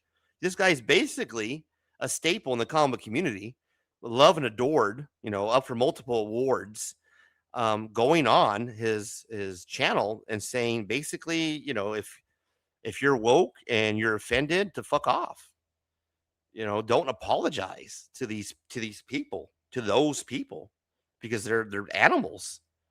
And to me, that was amazing that nobody called this guy out. If you look at his comments, it's like, what? He did what now? So I'll play a little snippet of for you before we get out of here, because we've been this far. But I appreciate if you guys would actually go watch the video. And I'm sure a lot of you have watched it at this point. If you haven't, the first 2 minutes are really worth watching, because if you're following the show, then you're already here last week and you've seen the majority of the portion where I break down the Comic Community Awards portion of him winning the award or being nominated. So I'll pull this up and we'll play a real quick clip of it. But this is the part that I missed. And this is basically why it's doing really well now. So originally what happened was, after this whole controversy happened, after last year's award show, Brian actually did an apology video. Personally, I think that was a mistake, because usually what happens is when you apologize to those people, they become even more, demanding of blood. That's the kind of people that they are. To get rid of all the Mexicans. It's sort of like, you never apologize to the woke. You never apologize to those people who are radical. And that was it. I mean, there wasn't a whole lot I had to do. Just show this guy in his own words, man. And to me, the first time seeing that, I kind of skimmed over it. I didn't even notice it at first because I was so zoned in. But after going back and watching, I'm like, what the fuck? This is kind of out there, right? So it did really well. And I think that's that was a direction that we should have took in the first place. Kind of missed it. But I'm honed in now on what's important to the channel, what's important to the gurus, what we're looking to do, which is be entertaining, informative, shine a light on the comic book community. But we don't have to take the shots and make fun of the physical appearances. I can definitely do the jokes. And of course I will. I got to mix that humor in because people want that. They love to have the humor, the roast style drama rant. So we're going to mix that in, but we're going to go back to just that, man, just shedding the spotlight of this. That's kind of weird. And just talking about it and getting your take on it. We missed that. So I apologize, guys, but yeah, that's what we want to do. And I'm glad I took this moment to kind of clarify that. And Leica, if you're watching on the replay or if you watch the video, again, I do apologize for kind of coming after you during that segment about the sponsors. So yeah, my bad. Again, I apologize to Leica and to anybody who I kind of made me let down in the past when it came to the Razor Rants, guys, because it's really important to me, to be honest with you, that I entertain you guys, that you guys enjoy the Razor Rants, because they're basically made as a reflection of what we see in the comic community. So that's how I see it, man. Thank you guys so much for hanging out with me. Please support Tucson Comic-Con if you're here in Arizona. If you've never been before, don't listen to Matt from Absolute Geek Podcast. Go to Tucson Comic-Con. Get yourself some tickets. It's free for the kiddos under 12. It's only an hour and a half drive. I think it'll be worth it to at least check it out at least once, at least experience it once. And hey, man, it's Tucson. It's hot as hell right now. I get it. Get out of the house. Get some cold AC. Get out there. Go, hunt for some comic books. Do that. Take pictures of your favorite cosplayer. Try to get Lou Ferrigno to say what to do, comic book gurus. on camera. That would be cool. Clip that for your boy. I appreciate everybody who's been watching, supporting the channel. Please like, comment, subscribe to the channel for more razor rants, rips, and hauls. And until next time, thanks, guys. We're out here. Check you later. Have a good night. We'll see you next week. Some say love is a razor that leaves your soul to bleed.